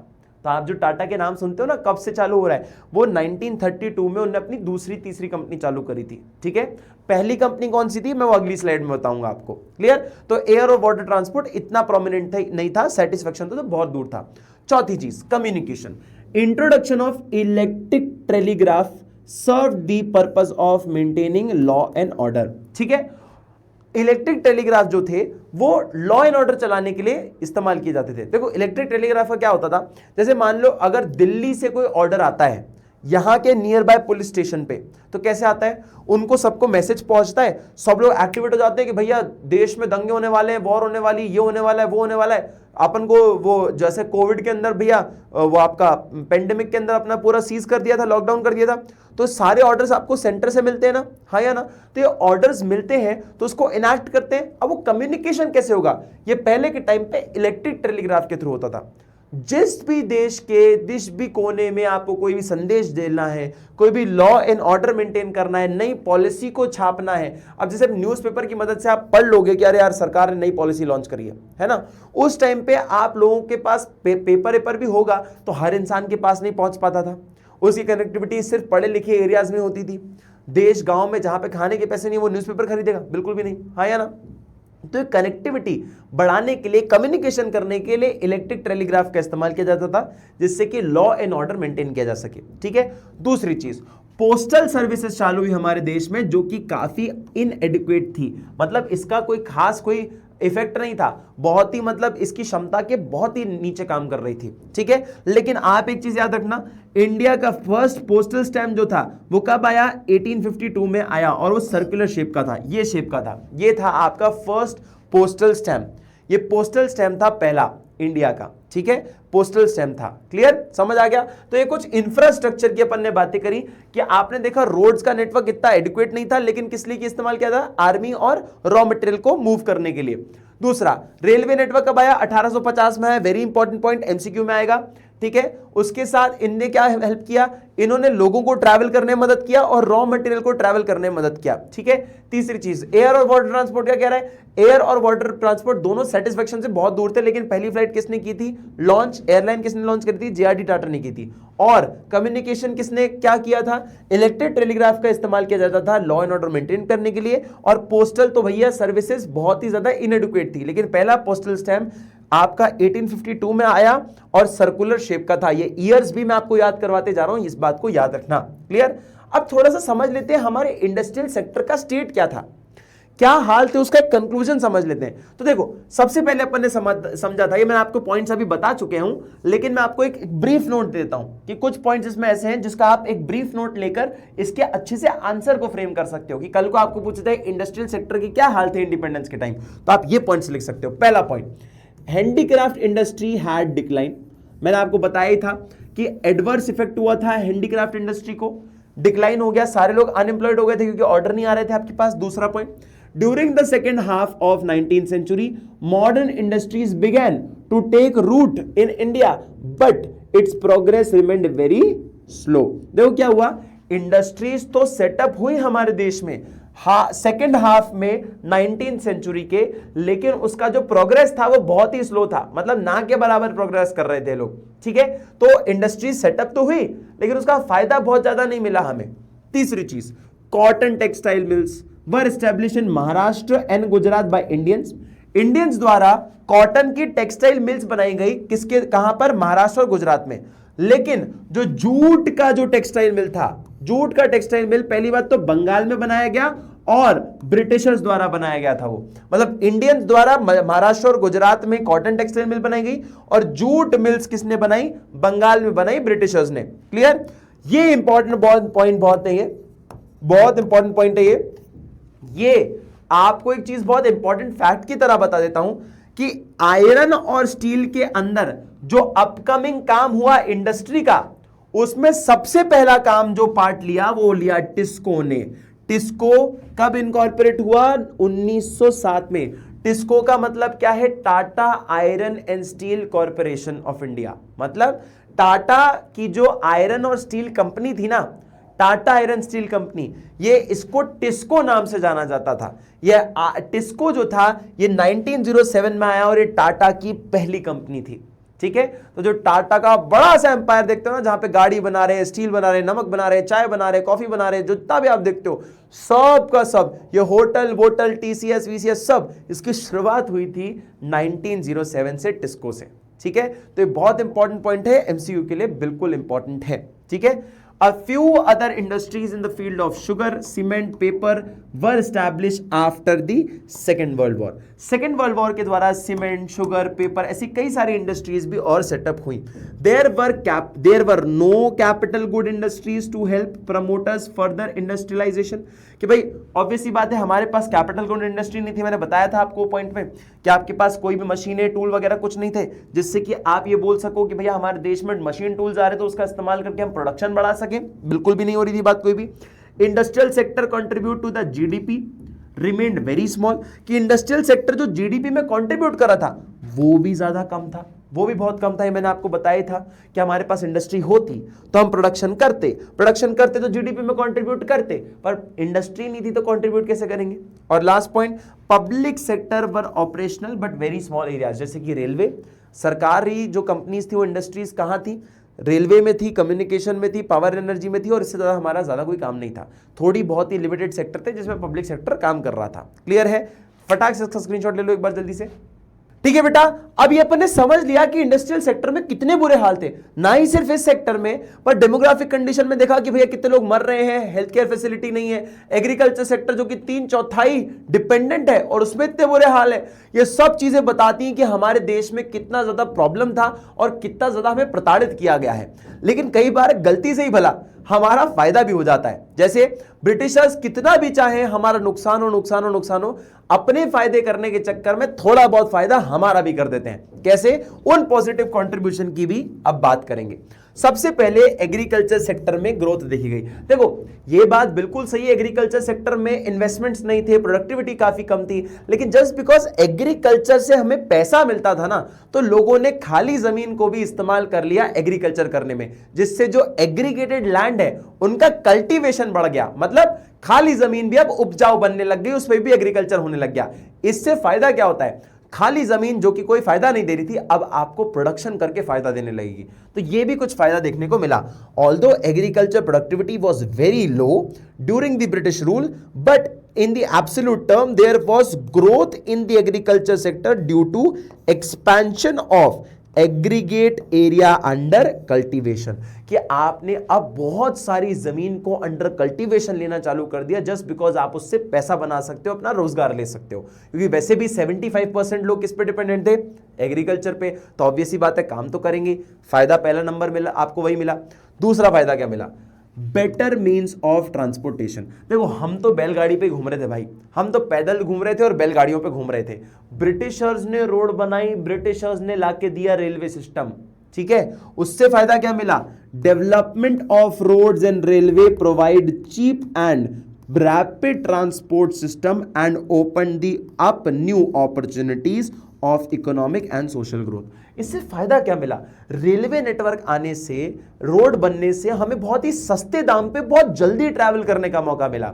हमारे देश के जो मिनिस्टर हैं, रोड्स मिनिस्टर हैं, रोडवे मिनिस्टर जो है, उनकी एक सोच है, और वो सोच अगर आप आज के हिसाब से देखोगे तो भी बिल्कुल सही है और पुराने हिसाब से देखोगे तो भी बहुत सही है।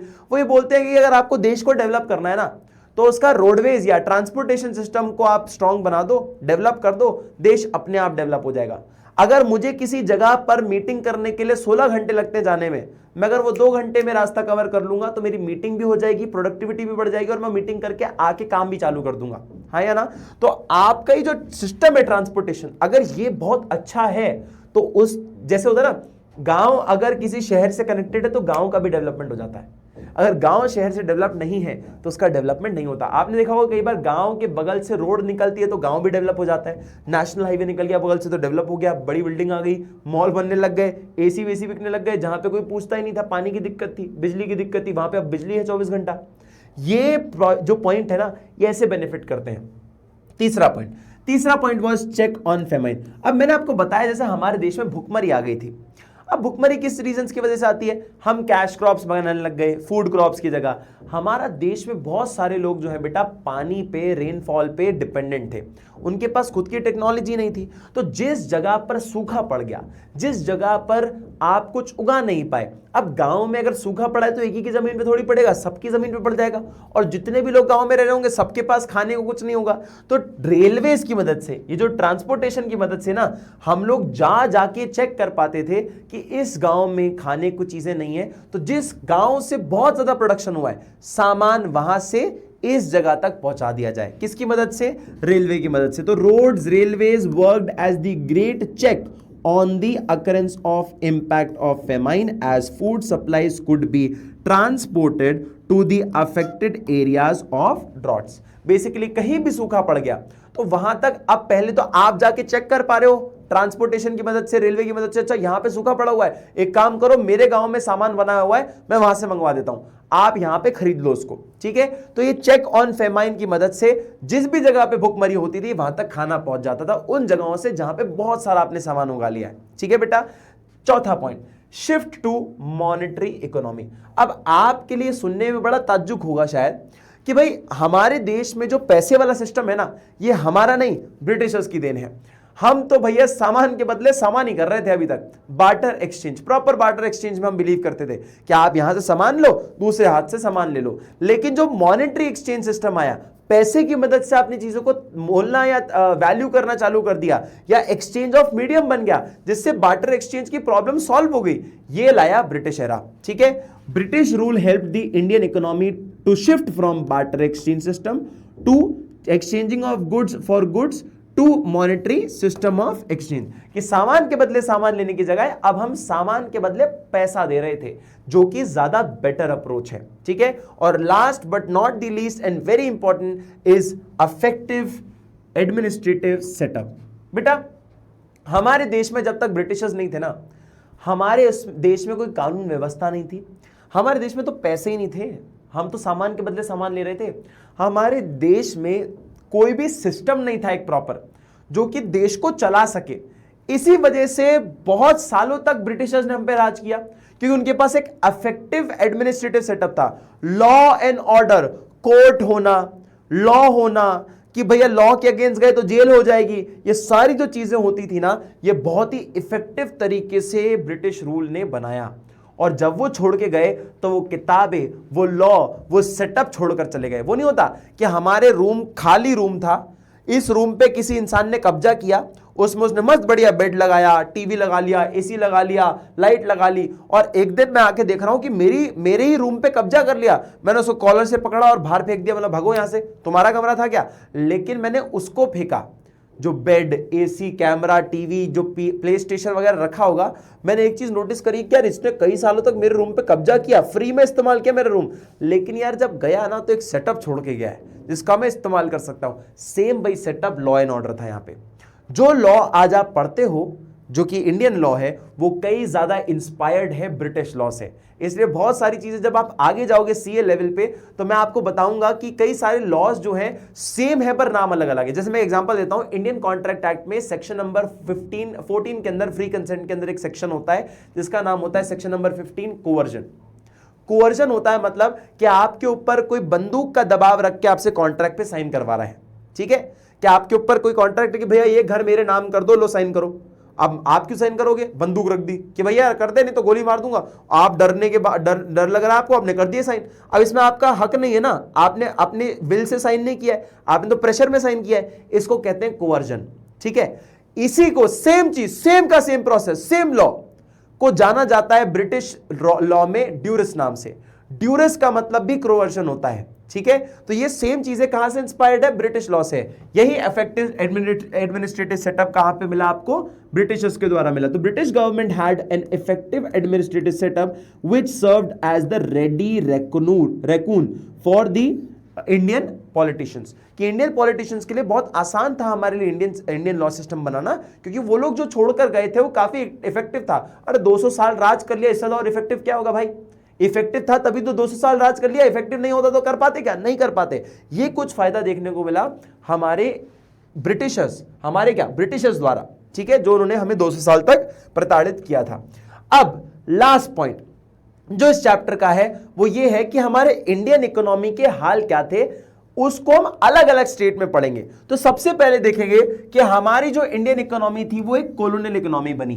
कॉलोनियल इकोनॉमी मतलब हमारा देश एक कॉलोनी बन जाता है किसी एक देश का, एक प्रिंसिपल देश का, जैसे कि ब्रिटेन की हम एक कॉलोनी थे, तो जो भी फायदा होगा, जो भी पॉलिसी होगी वो ब्रिटेन द्वारा बनाई दी जाएगी और इससे फायदा किसको मिलेगा? ब्रिटेन को मिलेगा। तो we were treated as a colony, as a feeder economy, ठीक है। in India, colonial exploitation has a long history and British rule which resulted in the huge drain of wealth from India।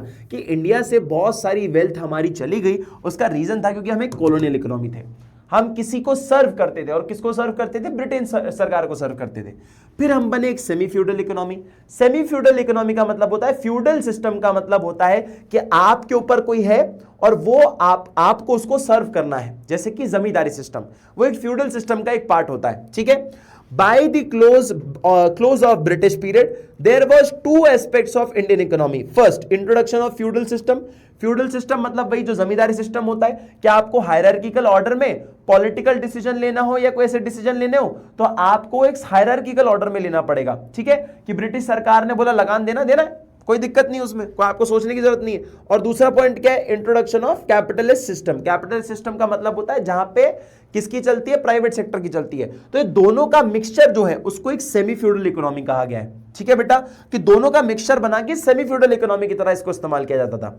तीसरा point जो था stagnant economy. मतलब stagnant का मतलब होता है कोई भी नहीं, जीरो ग्रोथ, ग्रोथ ही नहीं है, जीरो ग्रोथ, इसका मतलब होता है स्टैग्नेंट। बैकवर्ड मतलब पिछड़ा हुआ, स्टैग्नेंट मतलब जीरो, ग्रोथ मतलब आगे बढ़ना, स्टैग्नेंट मतलब कुछ नहीं हो रहा है, ना ग्रोथ हो रही है ना डिक्लाइन हो रहा, कुछ नहीं हो रहा, ठीक है। Indian economy was a stagnant economy as country's growth of aggregate real output during the first half of 20th century was less than 2%।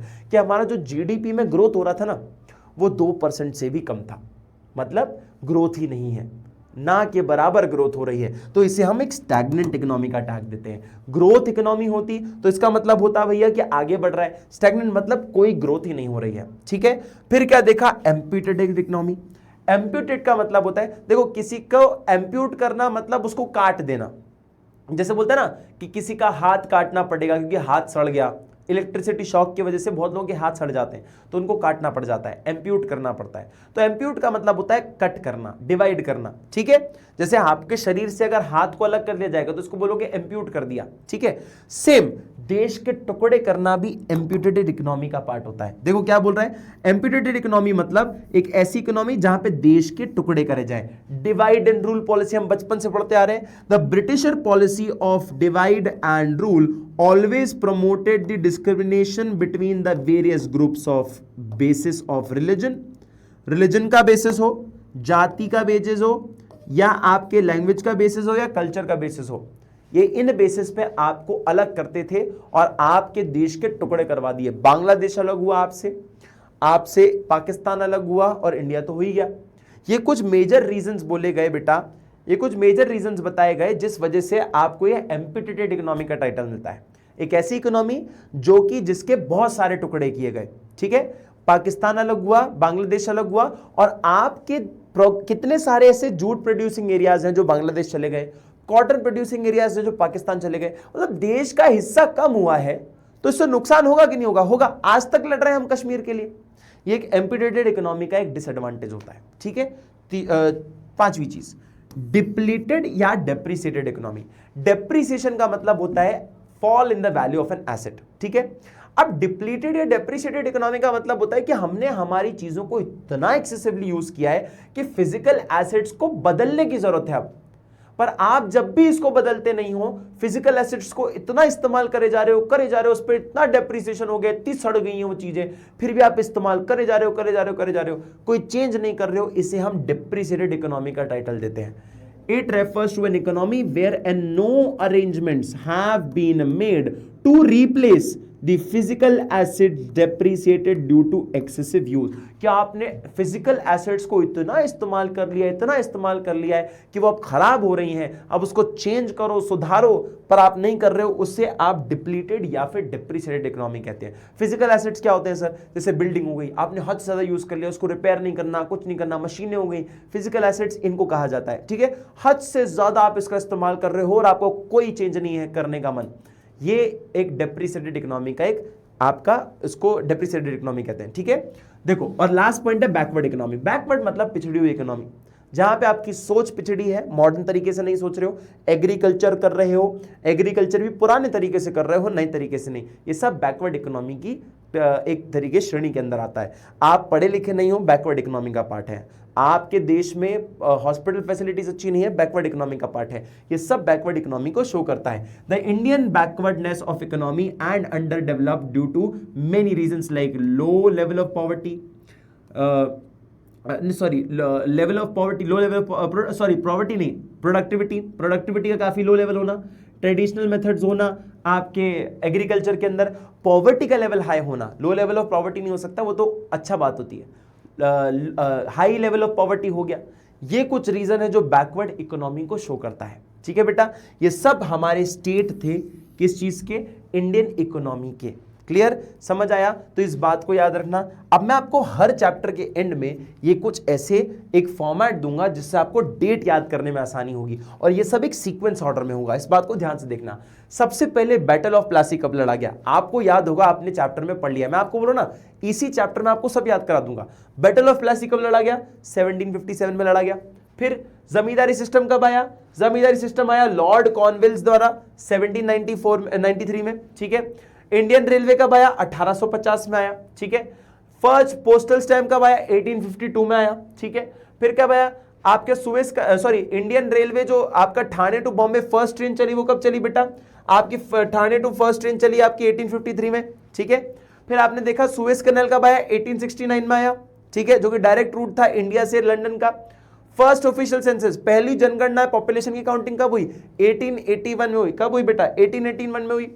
फिर देखो, टाटा और आयरन स्टील कंपनी जो है, setting up of TISCO, Tata और आयरन स्टील कंपनी कब आई? 1907 में, 1907। ठीक है, the year of great divide कब आया? जब हमने इंडियन इकोनॉमी को दो हिस्सों में बांटा, एक में जहां पे ग्रोथ हो ही नहीं रही है, एक में जब ग्रोथ होने लग गई।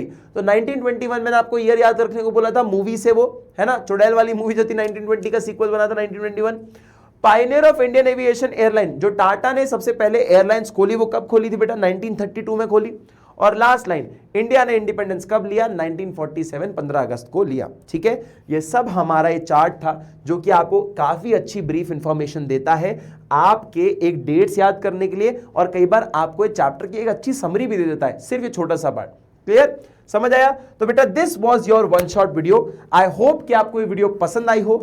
ज्यादा से ज्यादा इस लोगों को शेयर करना, जिससे कि ये जो इंडियन इकोनॉमी, जो कि एक सिर्फ बोरिंग पार्ट बन जाता है, वो आपको एक नॉलेजेबल पार्ट है। जिस तरीके से मैंने आपको समझाया, वो सिर्फ आपको ये नहीं बताता कि इंडियन इकोनॉमी के क्या हाल थे, पर ये भी बताता है कि आज जो प्रॉब्लम हम फेस कर रहे हैं वो शायद बहुत पुरानी है, आज की नहीं। तो हमने बहुत अच्छे तरीके से इसको समझा। शायद मैंने आपको डेट्स भी अच्छे से समझाई और याद करवाई, और हर एक पॉइंट्स को बहुत विस्तार में अच्छे से समझाया मैंने आपको। क्लियर? तो आप इस वीडियो को ढेर सारा लाइक करिए, ढेर सारा प्यार करिए, बहुत सारे लोगों के साथ शेयर करिए, और ऐसे ही मिलते रहेंगे और वन शॉट्स आते रहेंगे। ढेर सारी मेहनत करते रहो। Yes we can and we will. Thank you so much everyone.